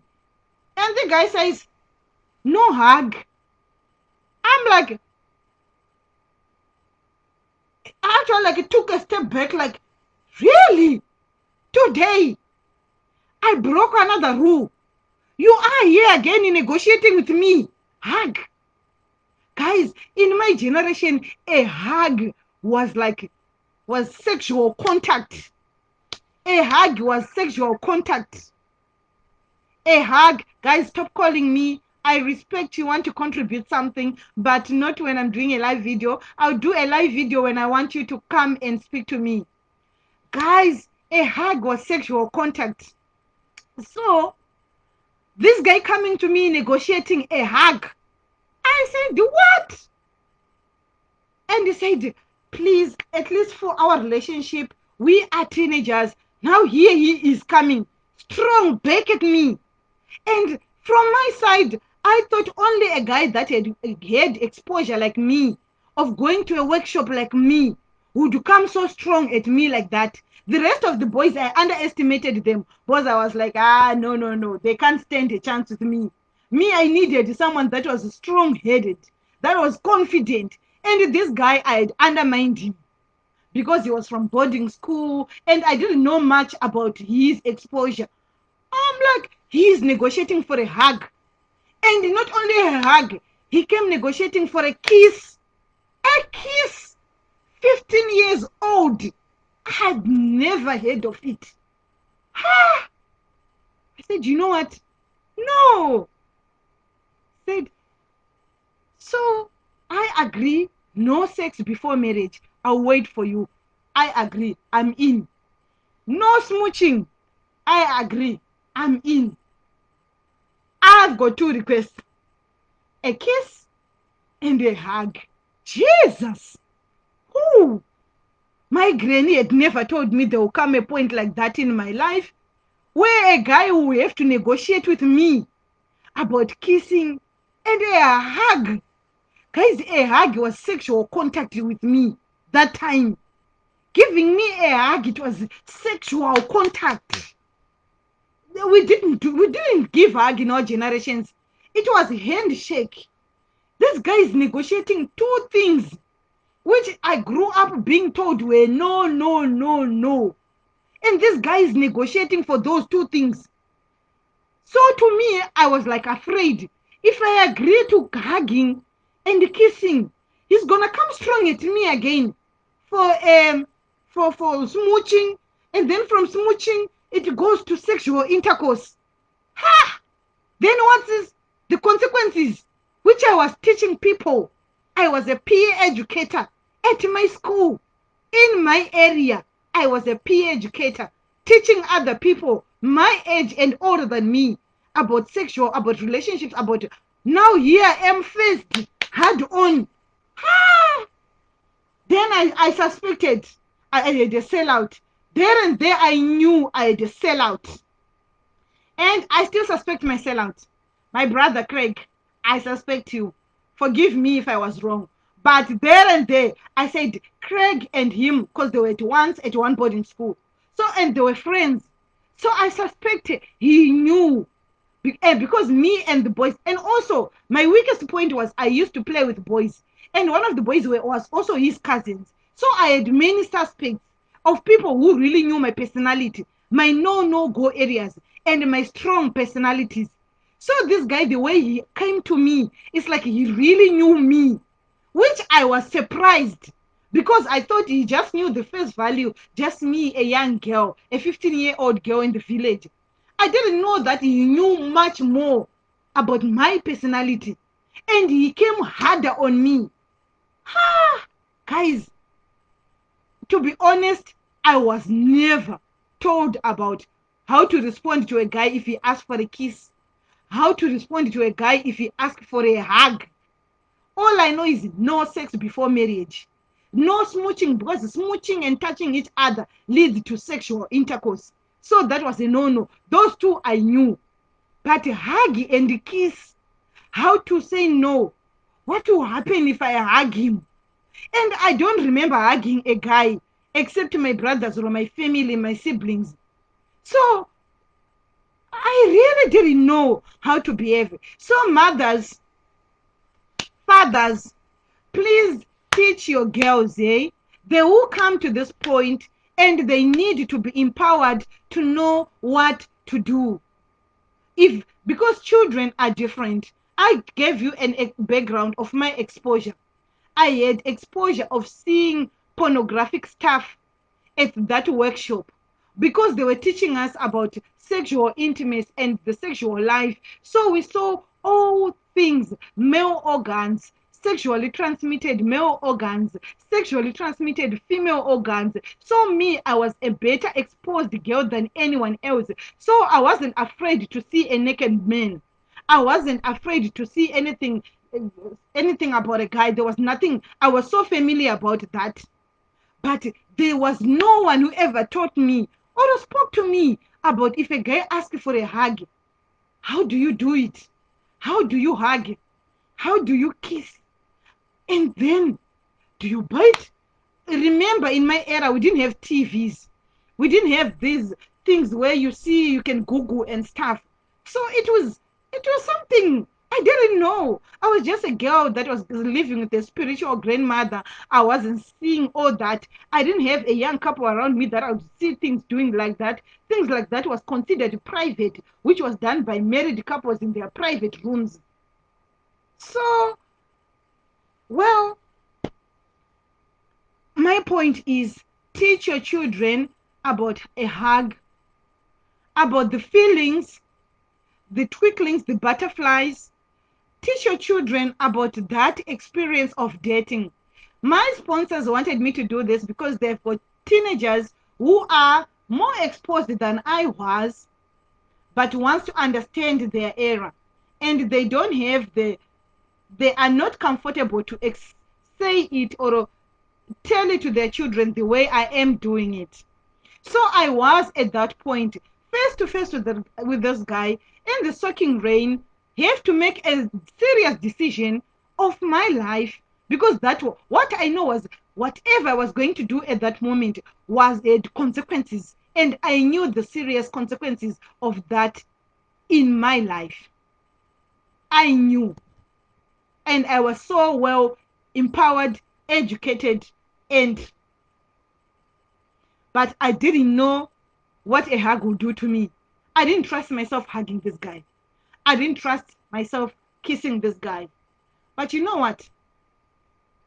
This guy was so convincing, and he was like, you know what? I'll be patient with you. When you are ready, we can talk about it. But I want you to write me a letter every single day. That was another agreement we had. Expressing how you feel, your fears, your worries, and we agreed on one thing. We were going to pass with flying colors, but he was going to be the best. He put a condition. I was never supposed to be better than him. He was supposed to be better than me. And he said he didn't want a failing girlfriend.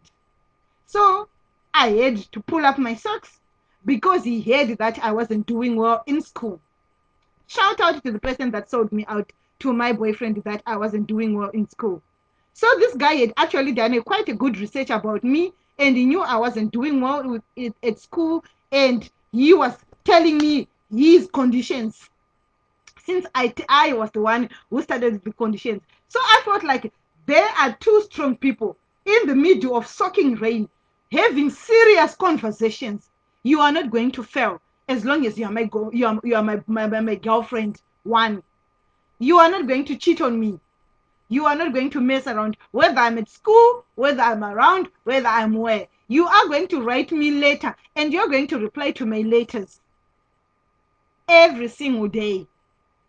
If I write you 3 pages, you reply 3 pages. If I write you 4 pages, you reply 4 pages. Deal. Agreed. Whilst I think that was the last conversation we had about letters, and he promised he was going to come. So he asked me if there is anything that I wanted, like my conditions, because we were like, and the more we communicated, we become like much so comfortable with each other now, and we're face to face looking at each other, and not like sideways. It was like first time, like head on with the guy, and we are talking, and I was enjoying actually the conversation. I literally, that moment in that soaking rain, I forgot about home, I forgot about anyone. It was just about me and him talking serious issues here. Now, the only thing that he scared me about his condition of telling me he was never going to have a failing girlfriend. He was never going to have a girl that was going to embarrass me, embarrass him, called she plays at school, she's naughty at school. So he gave me his conditions. And I'm like, dude, this guy is so hot. He's so strong. And his emphasis on my education was like the reason why I did what I did, guys, that day. His emphasis on my education and on me not failing and not embarrassing him, because he was telling me, this is how he was talking: you are not going to embarrass me by failing. I want you to be the best student at that high school. I'm going to help you.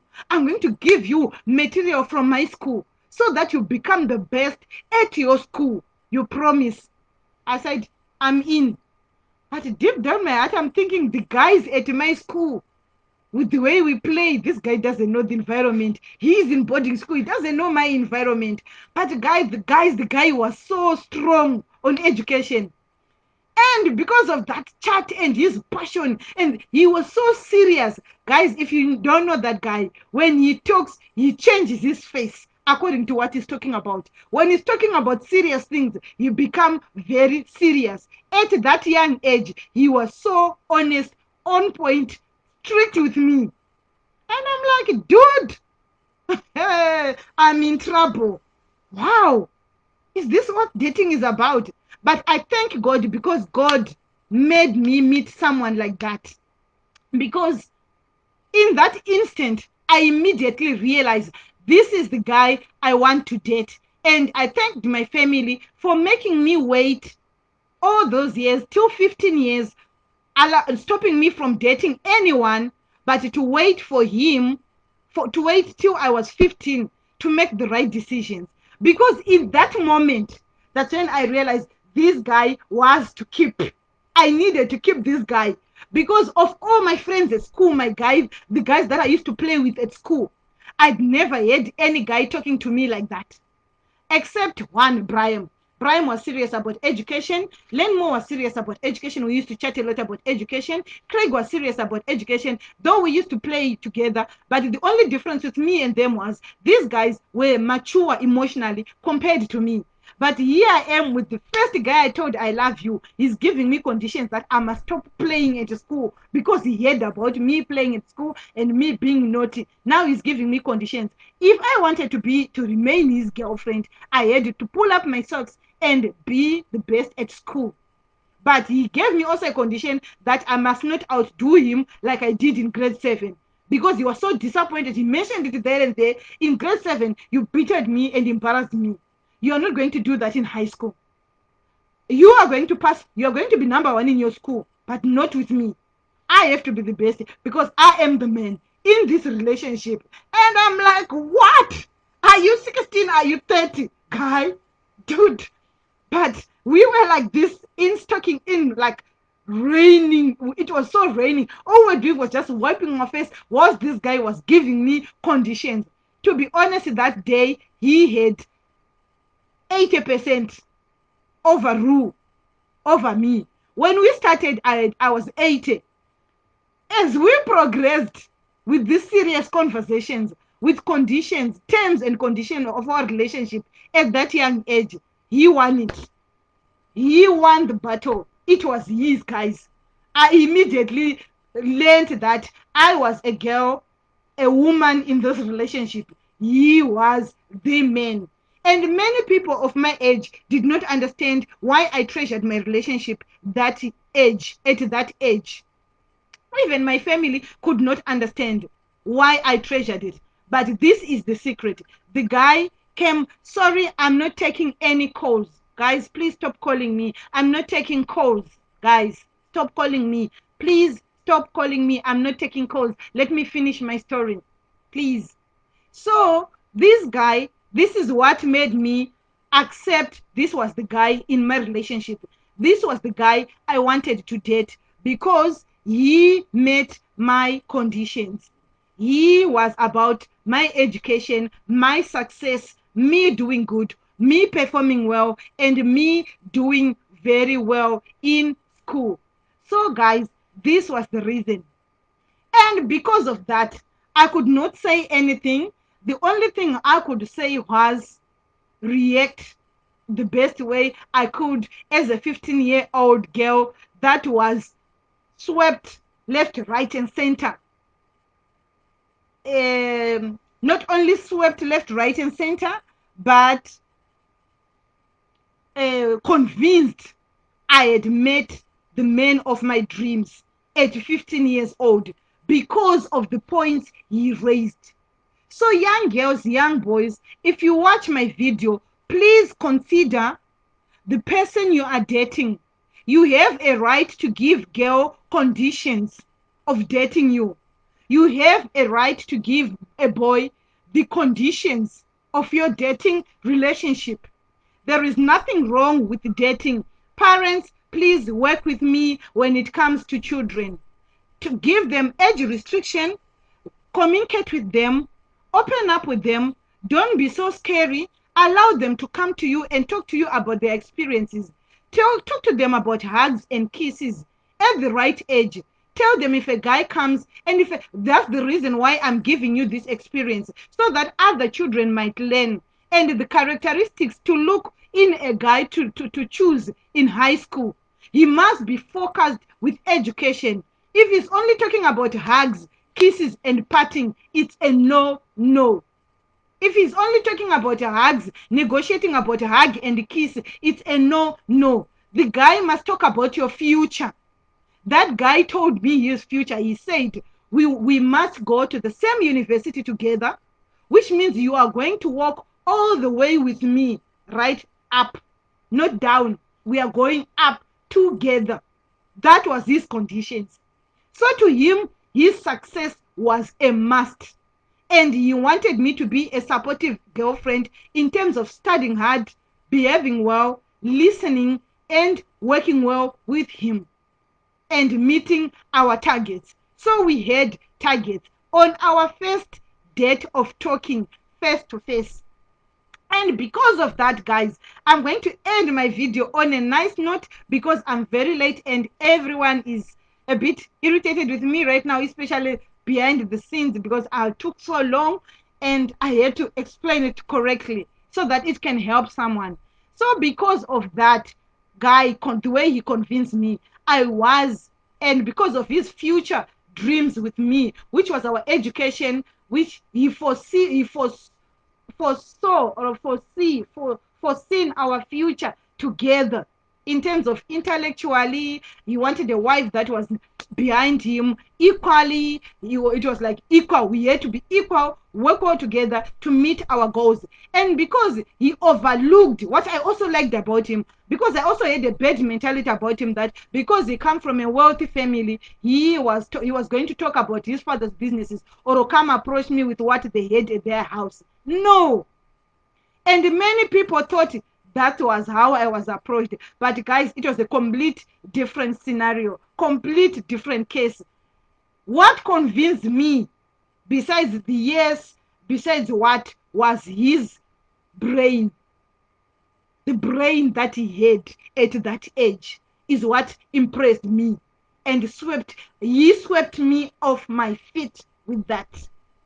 And me as a 15-year-old girl that was so exposed, confident about herself, confident about what we discussed. I was so confident about what we discussed.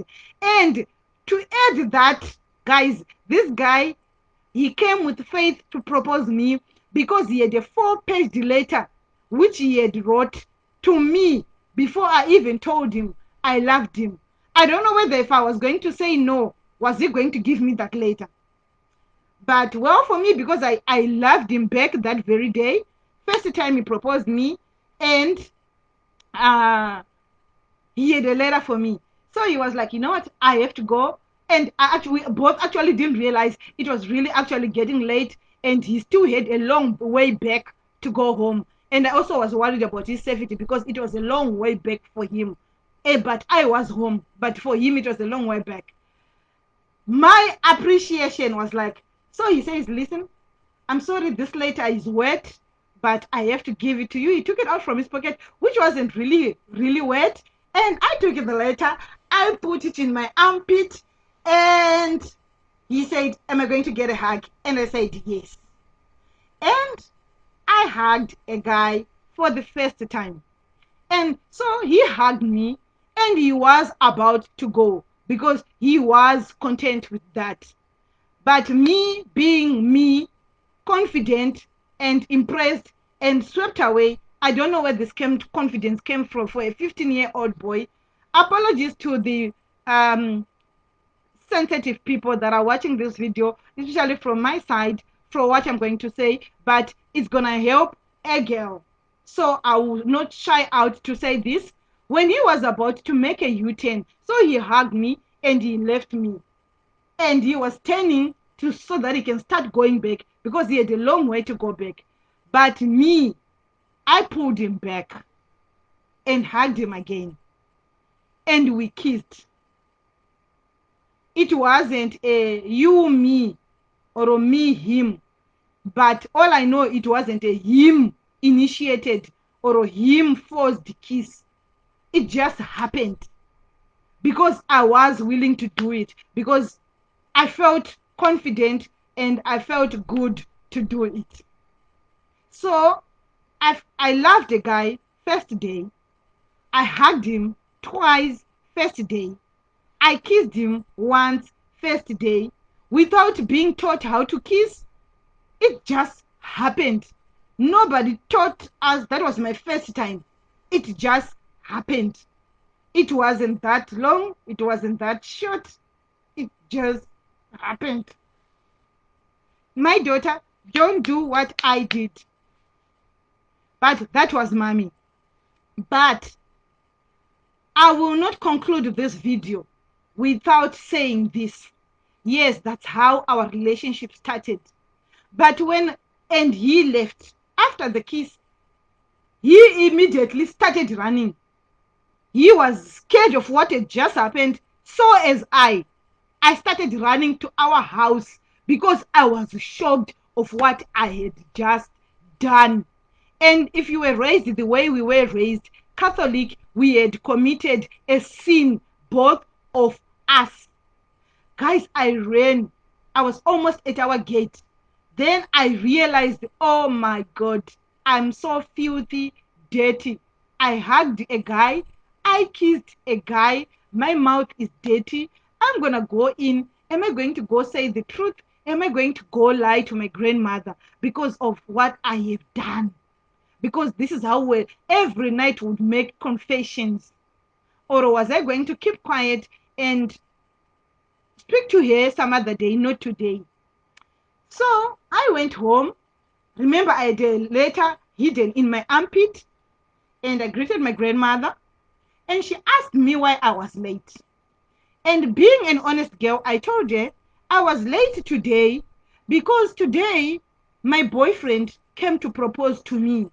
So we walked slowly, and we took a lot of time standing there talking about our new relationship. And she said, "New relationship, what do you mean? So you loved him?" I said, "Yes." And then she was like, "What do you know about love?" I said, "I know nothing about love, but I like this guy. He told me something that moved me." So I narrated what happened to my grandmother. Obvious, except the hug and the kissing part. I told her everything, and she was commenting right way, guiding me where I did good and where I did wrong. And she wanted to know, why did I say I love him? Do I know love? Do I understand what love is? So that night, we ended up going to Corinthians to read about love, what is love, and to learn about love, and to learn about waiting. So that night, it's like I committed a crime whereby I had to be retaught again about no sex before marriage, just because I had told her I fell in love with a guy. I had answered the guy. It started a conversation. On the other end, she was upset. On the other end, being my grandmother, she was a shy person, and she was open, and she wanted me to be me, but she was also overprotective. So she was really worried. But what she didn't know was I had already done the impossible stuff. I'd already hugged the guy and I already kissed the guy. But for my side, I was happy because at least I opened up to my grandmother. I told her about where I was, why I was late, what did I talk about with my guy, and what this guy requested from me. I even told him he requested a hug and a kiss, and he told me, what did I say? And I lied. I told her I'm going to think about it. And she asked me, thinking about it, what do you think about it? So we had a nice conversation with my grandmother talking about it. And she said she wanted me to have a conversation about my new relationship with my auntie, because she wanted me also to have someone else besides her to talk about my new relationship. And I told her that my boyfriend wrote me a letter which I was going to read, and I was not going to tell her the contents of my letter. But she emphasized me on she wasn't happy like me dating someone that is related to a friend. That what my grandmother wasn't happy about. Me, I thought she was going to be happy that our since she a best friend was my boyfriend's grandma. My mom was his mom's mom. It was going to make our relationship simple. But as kids, we didn't know that it was actually going to complicate things for our parents, as they had to see each other in other views. But luckily for my grandmother and his grandmother, nothing changed. But for my mother, when she heard about it, she took a step away, and it really kind of affected their relationship, my mom and his mom's relationship. Though they communicated, but they kind of distanced the time we were dating. We dated until we stopped. Then they reconnected up to today, like they share their top secrets. But anyway, guys, so this was my story. But not to end, for the guys, the young children that are watching, my relationship just did not end on a hug and a kiss or anything more that happened after that. My relationship continued for so many years. We dated for so many years until we were separated with university, and my first boyfriend had to go abroad to study at a university abroad. And that's how we were separated. But the principles of our relationship remained, and we had that openness relationship. And for me, I passed my high school because of that boyfriend of mine. So during holiday, because he was at a better school than mine, he would teach me all my challenging subjects. And he was very angry at me for some of the subjects that I dropped, because he really wanted me to take those subjects. But I dropped those subjects because they were so difficult for me. And because I remember he came a year before I had to sit down for my high school exams. So it was too much pressure for me. And at my school, they introduced a new subject that year, which we had to sit down, which was accounts, which was new to us. I never did account in from form 1 up to form 3. We started doing accounts in form 4. But because I had a boyfriend who had done accounts from form 1 up to form 4, because of his school, I had an advantage. So he gave me notes. He pushed me, guys. During school holiday, he would visit me. As far as our house was, he would visit me every single day. And then when we were studying, then it changed. We started meeting halfway at my school, because we were studying together at my school. So he would come at my school to study with me, and then he would help me with all the modules, teach me. Guys, that guy was so tough. He was such a tough boyfriend when it comes to school. He was so difficult, which many people didn't see. So others thought that's why many people did not understand my secret, because me and my boyfriend were always together.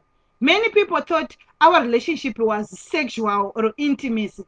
We didn't have a sexual or intimacy relationship. We had a fun, sweet relationship for teenagers, which was honesty, pure, and sincere, and very focused for our age. Our goals were so high. That guy, I'd never seen someone that young setting goals so high for a young girl like me at that age. So he pushed me so much. He pushed me so much that up to now, even if I become better than him in another area or what, I will never emphasize the impact he put in my life or the effects he had on me at the age when I was losing it. I was losing it a teenager. So parents, for your child to have a boyfriend, if you raise your child well, and you give an open relationship, and you have open communication with your child, or especially your daughter. I'll refer to girls because girls are the most important in a relationship. So a girl must also be strong, because there are strong guys outside there who will do anything to get what they want. I'll give an example. Excuse me, my throat is dry from talking for so long. I'll give an example. My boyfriend's younger brother was strong-willed to get what he wants. As young as he was strong-willed. Up to now, he's a strong-willed person. So if your child meets such a strong-willed person, and your daughter is not strong, it's a problem. But you need to empower your daughter, teach your daughter.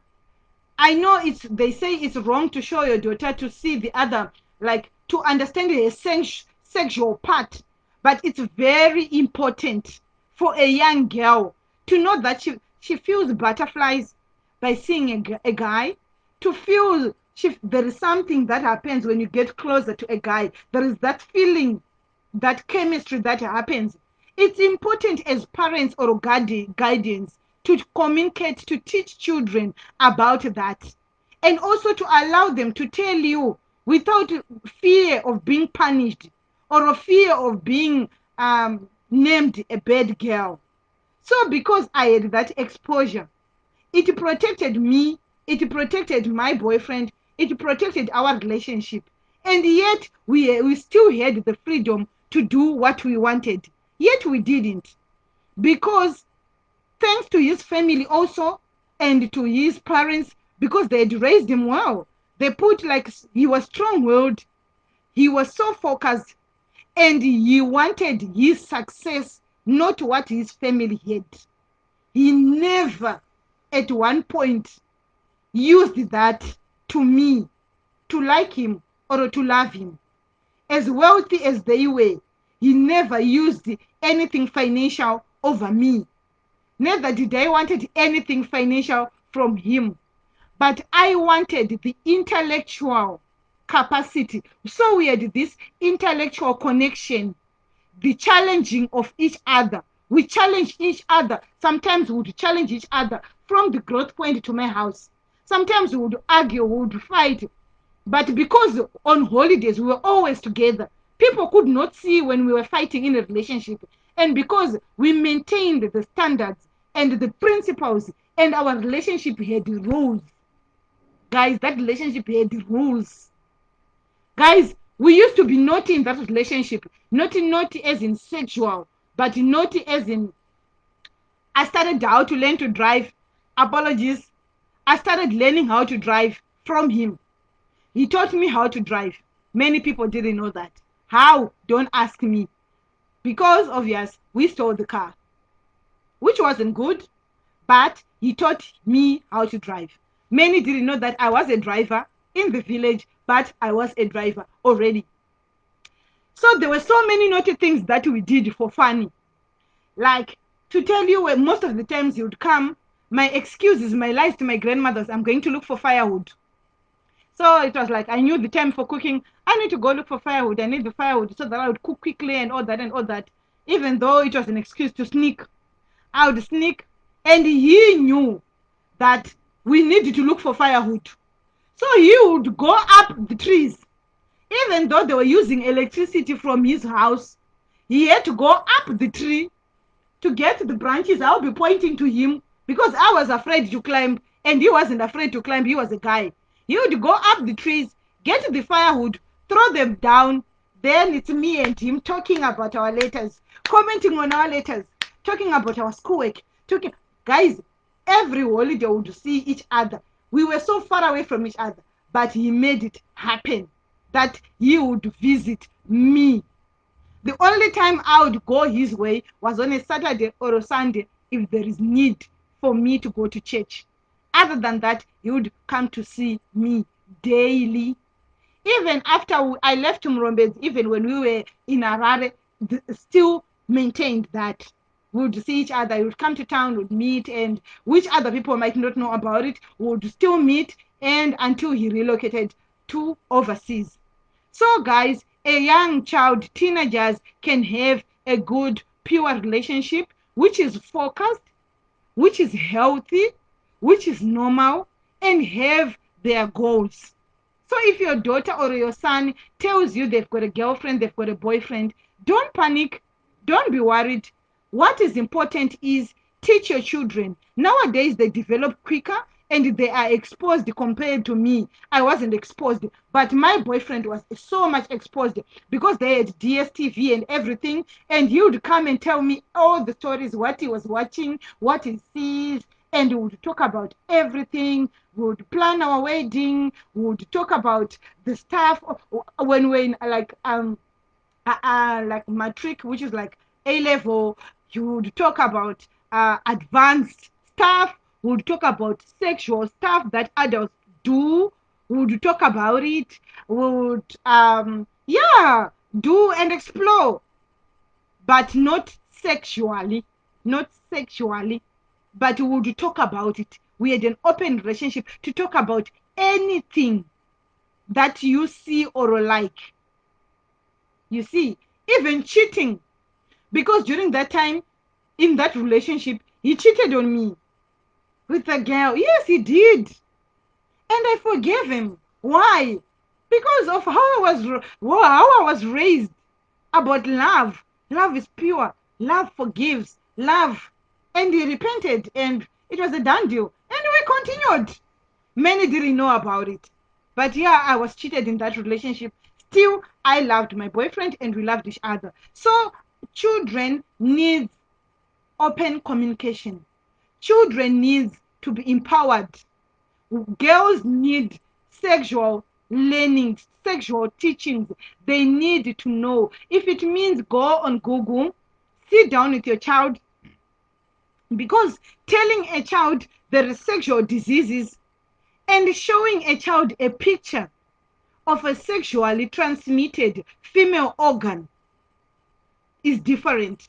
If you show a girl child a sexually transmitted organ of a guy, it has got a different impact when you talk about STD.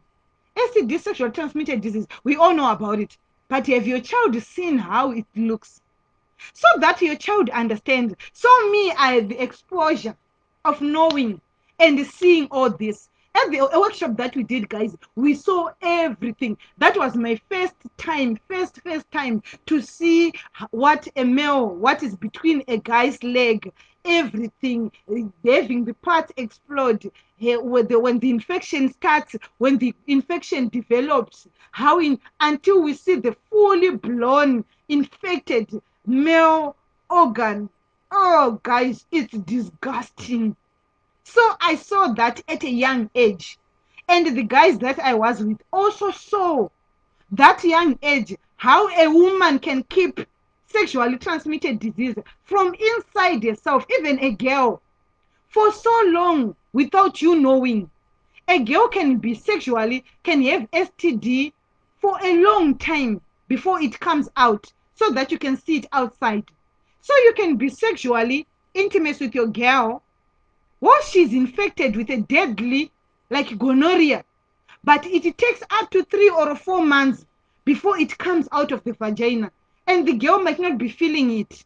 So this is how guys get infected without knowing. But for the men, you've got an advantage. The moment you have intimacy with anyone, immediately your private part reports. Your private organ tells you that something is wrong. So we also learned about oral sex, which I had the exposure and experience to talk about with my boyfriend. And he was like, how did you learn? I said, that workshop. So I was telling him everything. So that was our relationship. We would communicate. So guys, there is nothing wrong with teenagers having relationship. What is important is teaching your child there is nothing wrong about having feelings. Your body tickles. It's very normal. Even between your legs can feel funny. It's very normal. But it does not mean you are ready to be sexually active. You are only ready to be sexually active when your goals are straight. Me and my boyfriend always have this thing, like when we get so excited with each other, we always say, who is thinking? Is it you or your private part or your feelings? So that always kept us on par. So we could walk, we could visit friends, which my family didn't know, his family didn't know. But we had friends who had accommodation, and we would go there, spend a whole day there, without his family and my family knowing that we are spending a day there, with our own privacy, with the ability to be intimacy. But thank God, we had the fear of God in us. 1, 2, we were so focused. And 3, we were so serious about our relationship, because we also didn't know one thing, that what is the effect of sex on our relationship. So our goal was to live with each other happily ever after, forever.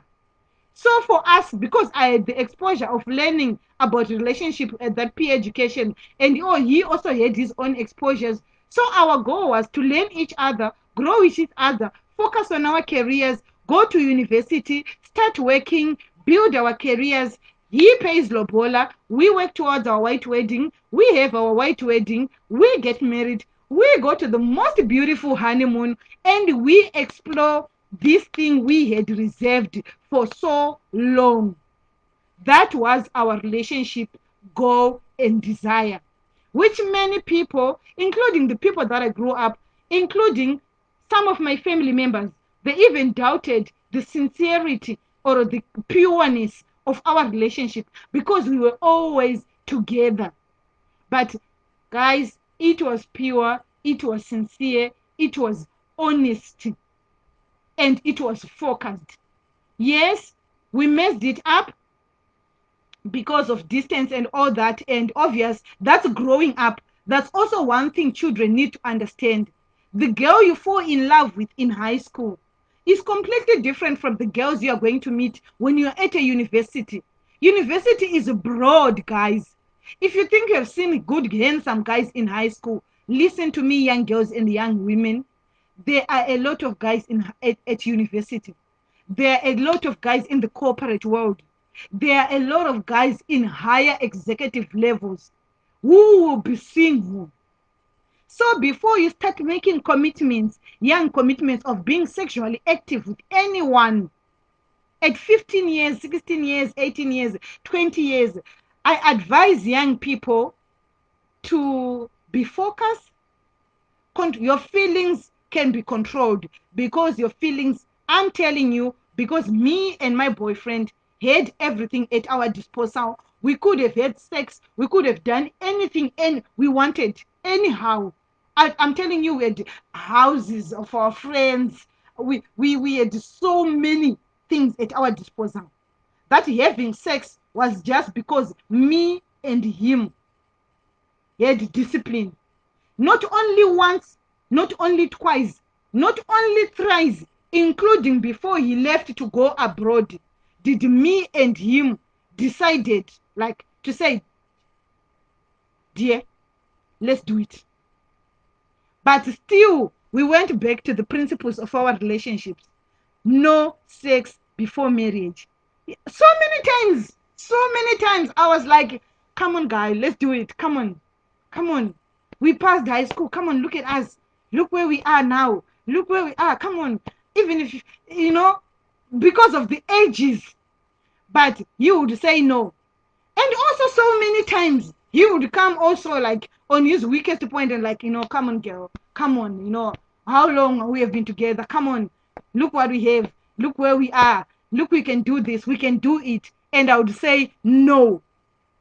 So our relationship, it took two strong, loving people who loved each other, who were so focused, who were so disciplined, who had strong families that were disciplinarians, and who didn't want to embarrass or shame our families.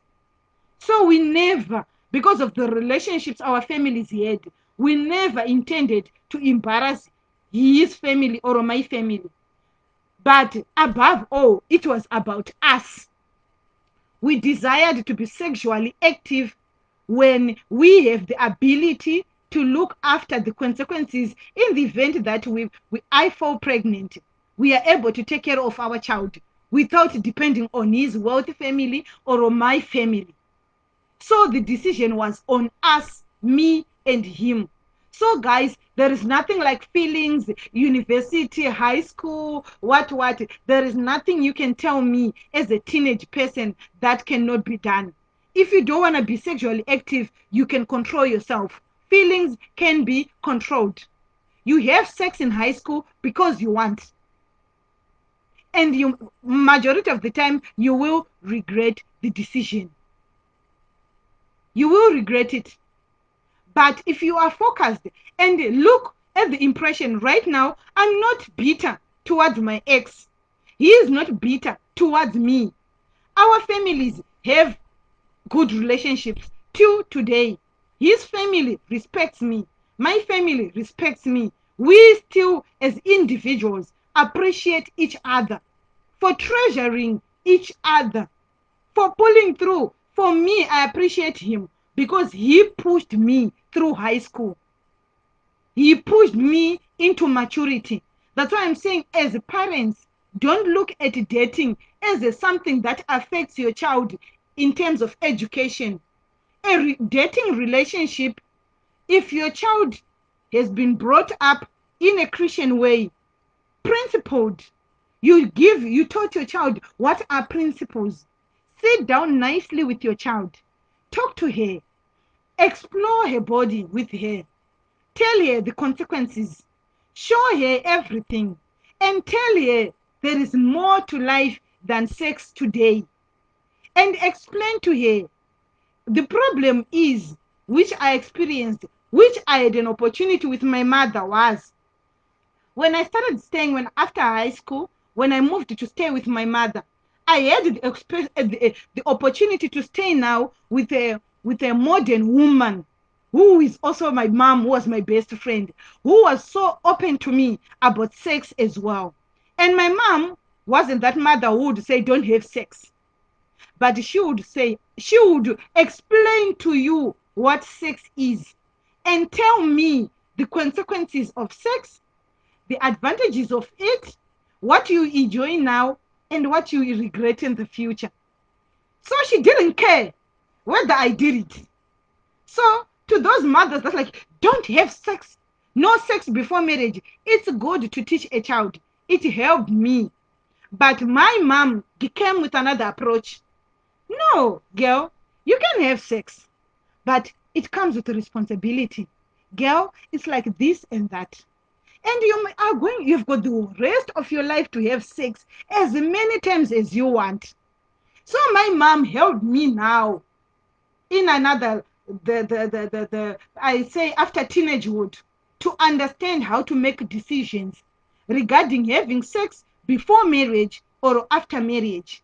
So I had a choice, and she gave me opportunities and opened up ways in scenarios and examples, and would laugh about it and talk about everything. Like now, my mom is my best friend. I can talk about anything with my mom. I can talk about anything with my mom. So mothers, don't be that strict mother. Don't be a disciplinarian mother. Many children go into the hands of guys for comfort. Because remember, if you're a 15-year-old girl and your mom is tough at you and your dad is strict with you with education, and at school the teachers are stricter than at home. So you have got a teenager has got both sides, the home, the school. So if both walls are strong, you put the child in a hard corner. And when you put a child in a hard corner, the moment a guy comes in or a girl comes in, that gives a little bit of comfort. Even in the form of a hug, a decision can be made from that. What am I trying to say? I'm trying to say, if you are so hard on your child in terms of no sex, no relationship, no boyfriends, nothing, at school, remember, they're also encouraging her to focus on her education or his education. So if both these worlds, then the child is going, so what is life? So what is it that you are seeing? Because remember, there are romantic films out there. There are romantic adults and teenage films out there where teenagers enjoy kissing, where teenagers enjoy love making, where teenagers enjoy all sexual acts. It's in this world, this era we are in. So your child must know, yes, you can do it. You have the opportunity to do it. But it's much better if you can wait a bit longer when you understand yourself and when you are financially stable. I normally emphasize the financial stability of a girl child more than a male child, because a girl child, if she's empowered, she empowers the nation, guys. So the stability of a girl financially is more. Even a guys as well, they need that financial stability before they become sexually active. How could you have a baby then expect your mom to look after your child? How would you? Because those are the consequences. A condom can break, guys. I'm a peer educator. I started teaching about sex when I was 14 years old, guys. A lot can happen during sex. Impact, friction. A condom is lubricated inside, but not outside. You are a virgin. Maybe you are not wet or getting deeper into it. Friction can cause a condom to break. Excuse me. Once a condom breaks, your boyfriend, since it's his first time, he might not feel the difference between wearing a condom and not wearing a condom. And remember, you, the guy, and the girl are both learning. It's a learning phase for both of you. So he might not do it intentionally. He might not come inside of you intentionally to make you pregnant.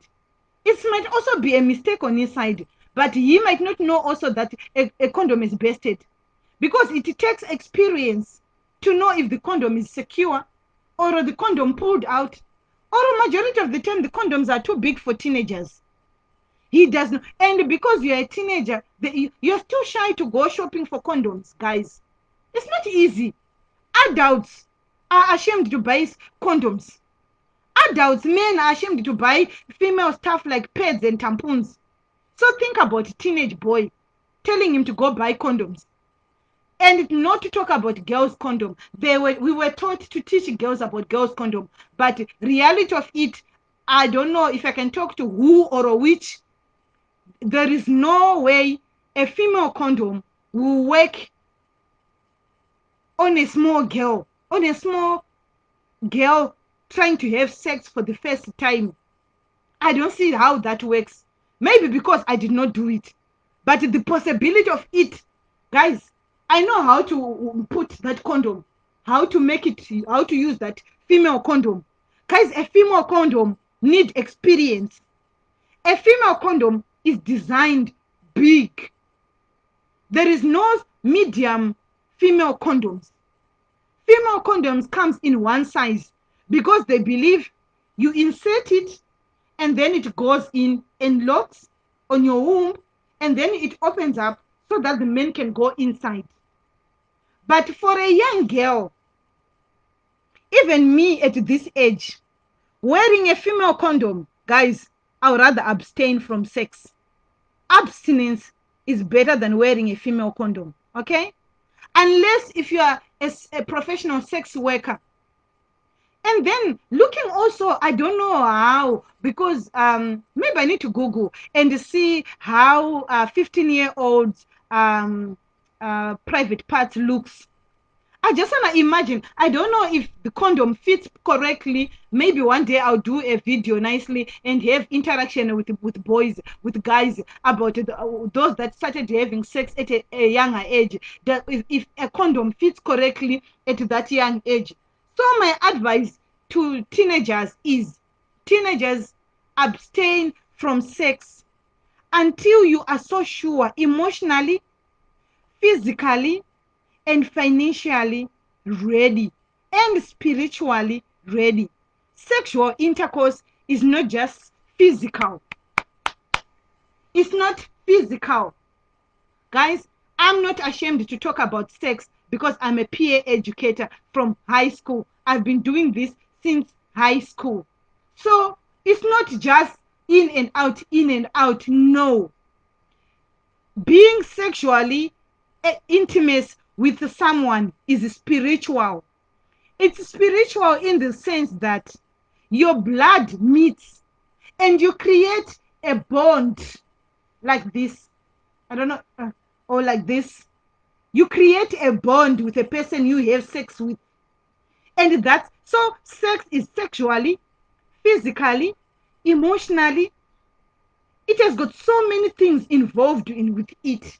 So I encourage teenagers to abstain from sex until you are financially stable to do that. When I say financially stable, I'm not talking about what your parents have or what your father have.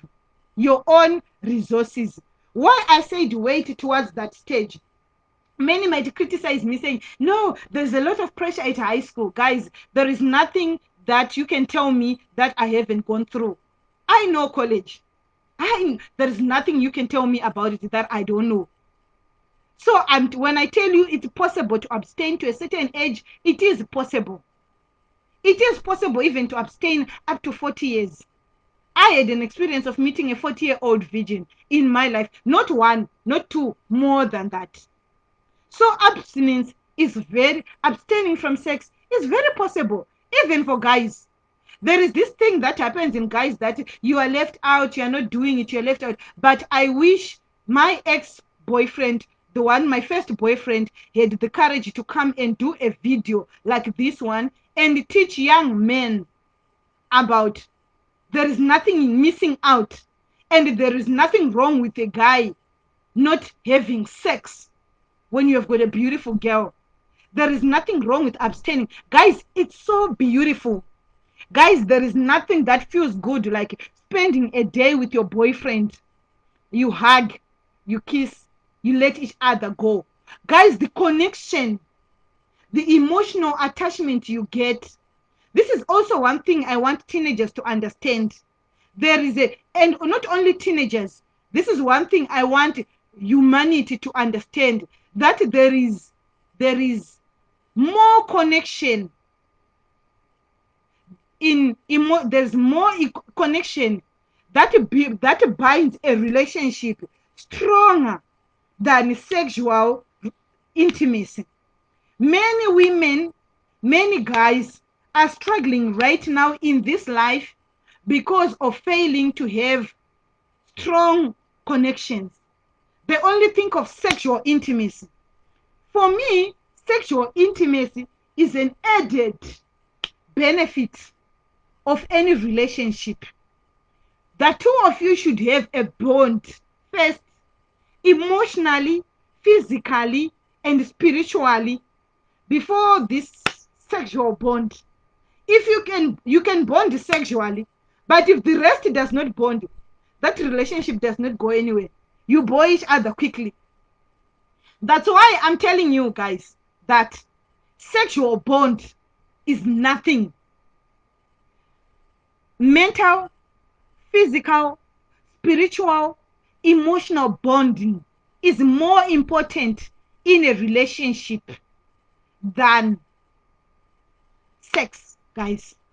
Sex, I feel personally, after being married, divorced, and currently in a relationship, I feel sex is an additional benefit. Sex, God created it for bonding and for that extra connection, spiritual connection between two people. That's why you become one. Is the how you become one, that is spirituality. So if you don't want to be spiritual with that person, why do you want to have sex with that person? Why do you want to have a bond with that person? So this is my advice to many women. Guys can have sex with you just because it's a physical edge. It's just an edge. A guy can tell you anything to have sex with you. That's guys. But if you do not think, you sleep with the whole world. If you do not think, you sleep with anyone that is called a man because of what they tell you. But if you understand what happens in a relationship, so for me, I feel like my childhood relationship helps me even up to now to have good, stable relationships, because it's not about sex. It's about mental, physical, emotional. If any of that lacks, guys, you cannot have a successful marriage. Trust me, I'm a divorcee. I know what I'm talking about. Many people, you can spend even 30 years together, but not bonding nicely. Then you endure the marriage. You don't enjoy it. But again, it's a topic to be discussed on another day, not today. Today was mainly about my first experience relationship, how it has made me. It has made me better intellectually. It made me better. That teenage or a puppy relationship made me better educationally. It made me better emotionally. It made me better physically. It made me better spiritually. Guys, there's nothing that is satisfying and content that you as a young woman, young girl that is not married, you are living in your parents' home and you are pure, as in you are clean.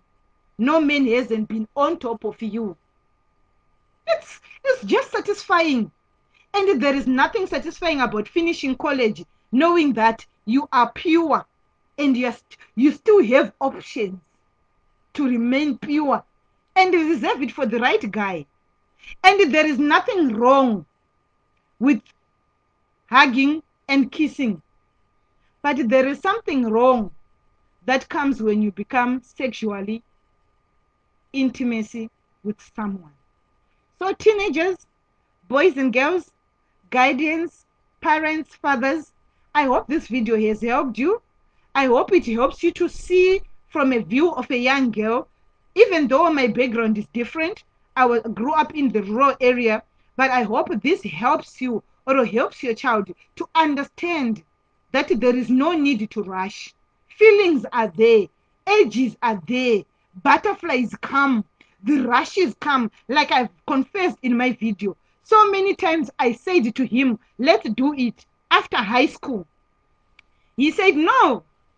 We said, worth the wait. Not that there was something wrong with him. Remember, we were adults. By the time we separated, we were adults who explored other stuff, oral stuff and stuff. So we knew, both of us, there was nothing wrong physically with us. We knew everything about our bodies. We had those ages. He had his moments. But we taught each other. When I was weak, in terms of sexually feelings and stuff, he was my strength. When he was weak, I was his strength. So when his edges are high, like when he says, baby, let's do it, I was supposed to be the one to say, baby, remember our principle. Worth the wait. Working towards our honeymoon. It starts now. If we were doing something, we stop it now. If I was the one that was leading him on, or if it's something on me, we even went to talk about dressing. There was no way I would go to him with a cleavage because I know what that would do to him. Remember, when I started dating my boyfriend, I didn't have any boobs. He loved me for me. I didn't have any breast. There was nothing for him to touch on me. I only started developing, and also, which is an advantage that we had. We could have had sex because when I started dating him, I wasn't menstruating yet, which means we could have started having sex when I was 15 till I was 16 years old. I was never going to fall pregnant because we both knew that I wasn't having my periods. One, two, I didn't have any breasts. So he loved me as a young girl with no breast. And then the breast came later on after we finished our high school. So even though as a girl I had breasts and everything, still for us, we knew the things. We had like discipline, what do you, like a code of conduct for us, for our relationship. We knew our triggers. We knew things that would trigger us into this temptation of being sexually active. So we know smooching. I knew him getting close to me was a trigger. I knew holding hands with him was a trigger. I knew hugging him for more than a minute was a trigger from my side. So I knew, he knew my triggers. I knew his triggers. Anything that has to do with us close together were triggers. So we knew the triggers. We knew the things that would lead us into being intimacy. Not because we didn't have the space to do it. We had the space. We had this enough, plenty space, enough, plenty resources, enough, plenty hideouts. We had everything at our disposals, but we did not use it. Like I'm telling you, we had an advantage of 2 good years as adults and as equipped as I was and he was. We knew for 2 years I couldn't fall pregnant. I couldn't fall pregnant, and there was no way he was going to make me pregnant. Not because he wasn't. He was ready, but my body wasn't ready. So he could be able to make me pregnant, but because my body wasn't physically ready for that, there was no way I was going to fall pregnant. So we could have used that to our advantage. Many people don't understand why teenagers don't have sex. They don't have sex because sometimes the guy is ready physically to impregnate, but the girl physically is not ready. Because as long as the girl hasn't started menstruating, she can't fall pregnant. So we knew that. We knew our advantage. And we always laugh about it. We knew everything that was at our disposal. Even when I started having my periods and when the boobs started coming out, we knew other options that we could do. I could have gone on family planning. We could use condoms. We had so many options because by then both of us were in the city. So we had exposure. And much of our friends in the city were already using some of that and were already sexually active. And we are surrounded by people, close people to us, that were already sexually active from that young age. When we started our relationship, some started being sexually active. But it's a choice that we took as a boy and a girl, that this is a no-no for us. This is our goals as a relationship. We want to get married with each other. This is not just a mere relationship. That's why even when he cheated on me, it was pressure and which he fell into, and the girl was beautiful. Guys, the girl was beautiful. She was a girl from the city, guys, from the Dowdowns, and I was the girl in the raw village. She was beautiful. I don't want to lie about that. But that's the day I knew the guy loved me. Because when he cheated on me, we found out the girl was present. I was present. We were still in our raw setup. Our looks were completely different. When I say our looks were completely different, I mean the girl was the town girl. I was the village girl. So look-wise, she was way better than me. But the guy knew where his heart was. So he immediately, when we confronted each other, because I confronted each other because I had backup of his sisters. So immediately I quickly knew there's a new girl in town. She just arrived and she's looking for my man. And everyone, like the staff where my boyfriend's parents' businesses were, knew me. And this girl was looking for him. And I was alerted just like that. So everyone knew me and everyone knew what was happening. And I confronted the girl like, hey, chick, wait, whom are you looking for? I'm looking for this guy. Who is he to you? He's my boyfriend. I'm like, hello. You're playing with the wrong one. That's my boyfriend. And I was quite clear on that. No, but that's my boyfriend. I say, excuse me. You can ask anyone around here. That's my boyfriend. Then it's like, okay, let's look for him. Let's find out. Like, okay, let's look for the guy. And the sisters-in-law were so interested. It was so funny. They had to look for him and find him and bring him to the table. Dude, choose. I just gave him an option. Choose what you want. I was so strong-willed. If he would have chosen that girl, I was going to let it go. You see, that's why I said as teenagers, don't rush into sex. Imagine if this guy had cheated on me once we were already sexually active. Was I going to have options to be able to walk away from him? Or was I going to give him the option to choose? So I don't know whether my guy was intimate with that girl or not. All I know is he chose me in front of that girl. And that girl cried so hard. I felt so bad. I felt so evil. But I had to claim what was mine and take what was mine and walk away. And when it's mine, girl. I keep it. I safeguard. What's mine is mine. I took my guy. He accompanied me with his rural girl to our rural home, to my place, and the town girl left with her mother in their Porsche car off they left back to Harare. So guys, this is my story. Teenagers, don't have sex when you are not ready. Ladies, single women, single mothers, don't have sex just because you have got edges. No. Do something about it. Lady, go to adult world, buy a toy for yourself, and satisfy yourself.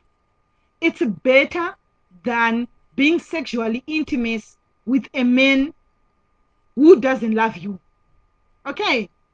So ladies that are single, that are watching my video, that are saying they are not finding the right guys, ladies, sometimes many people don't understand me. Since I was a girl, everyone that knows me knows my personality. Guys, this is me, and I'm not ashamed to talk about it. Do not do things to please someone when you know deep down your heart you are not happy.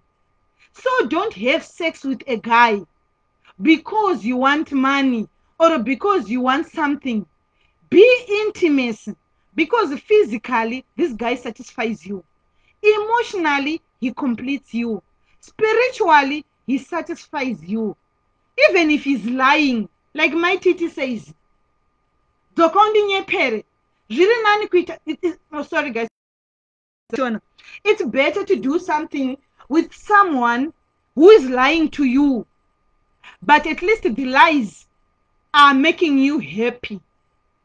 At least be lied to than doing something to please someone who doesn't even try to satisfy you physically, doesn't even put an effort to satisfy you, your emotions, emotionally, doesn't put effort to satisfy your spiritual needs.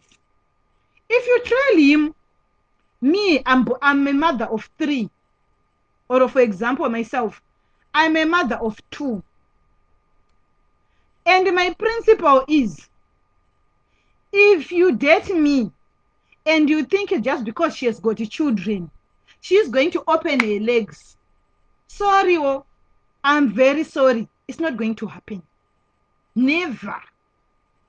And if you think you have got money, and just because I'm single, I'm a mother of 2, you're going to use your money to have sex with me because I want your money. Sorry, I'm not that type of a woman. If you think you are too smart, I'm a mother of two.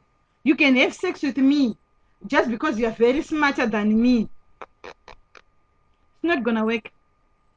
And some your physical attributes doesn't work for me. Your physical connection with me works. Two, your spirituality, your spiritual connection with me counts. Three, your intellectual capacity counts with me. Four, your focus, your mentality, your attitude towards women, girl child, matters to me. So many guys don't understand why they lose certain women. They don't understand why certain women reject them. It's a topic for another day, but I'll be free and comfortable to discuss it with you if it's sponsored. There are so many topics that I've raised.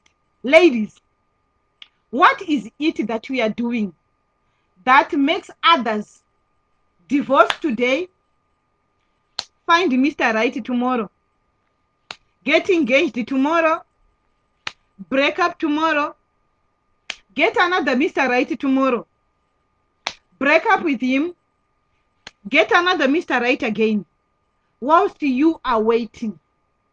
I have heard on social media, on social networks, so many topics, but my idea differs completely from all that I've seen on social media being taught.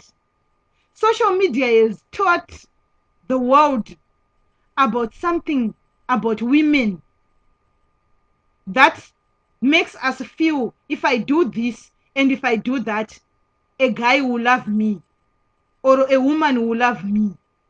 It's a wrong impressions. If you want a long lasting fulfilling relationship, I'll help you. You may say, Jean, how do you help us? You failed in your first marriage. I agree. I failed in my first marriage because I overlooked my flags. I overlooked them. And I don't blame anyone. I took full responsibility for it. So guys, there is a lot about a relationship. Ask me. Many don't understand. Many feel like, tell us, what do you have that guys like you? What do you have that makes you meet nice men? What do you have that makes you find people that care about you? That no. There is nothing, guys. Remember, men as men, like I told you my example of my relationship. Once a woman, that is just not a woman. Whoever told women that men want a woman that, yes, okay. It's a lie, guys. It's a very big lie from the devil. Men want women that are challenging, respectful. It's how you challenge him, how you communicate with a man. That makes a woman interesting. It's how you communicate. Nobody wants to spend the rest of your life with a boring woman. Remember, as you grow old, the better communicating a woman is, the better it is for the older relationship. So who wants to grow old with a moody, boring person? I wouldn't. Neither would I want my brother to. How do I want my brother to grow old with a fun person that he enjoys, that and makes him laugh? Everyone wants everyone that makes him laugh. Everyone, you must be able to bring the presence in the room with your men. It's not about bathing, guys. It's a topic for another day. Whoever lied to women that makeup, bathing, skin, beauty is what keeps a man. I need to argue with that person. I tend to differ. Just like whoever told men that women love money in a relationship, I differ with that. But again, it's topics for another day. This video was long, guys. Like I told you when this video started, It's nice talking to you. For me, talking is therapy. It makes me relax. I completely forgot about my work, my challenging week, how I'm feeling, and everything else because I was talking to you. So I hope this video helps you. This video helps your children. This video helps teenagers, future generations, and my children as well. There is more to a relationship, which I'll be exploring in future. You have a great, fun-filled, blessed weekend. And don't forget to pray. Have fun. You have got one life. Live it to the fullest and enjoy. I've exceeded my time with exactly 1 hour 42 minutes. So enjoy it. It's for free. But I'm glad I did because it made me happy. I do things that makes me happy more than anything else. Makes me happy more than how much I'm paid. So I'm happy. Even though it's more, good. One day when I'm bored, I'll look back and I'll come watch the video. So thank you so much to the last two people that watch out and everyone that watched this video and enjoyed the story with me. Hope it helps you raise your children well. Be open with your children. God bless you. I'm out. I'm out. Out, guys. I'm out. Out, out, out, out, out. I'm so sorry, I'm so sorry, I'm so sorry to everyone that has been looking for me. I'm in trouble, guys. Let me just finish, talk to my bosses. Oh, thank you again to my bosses for sponsoring this video.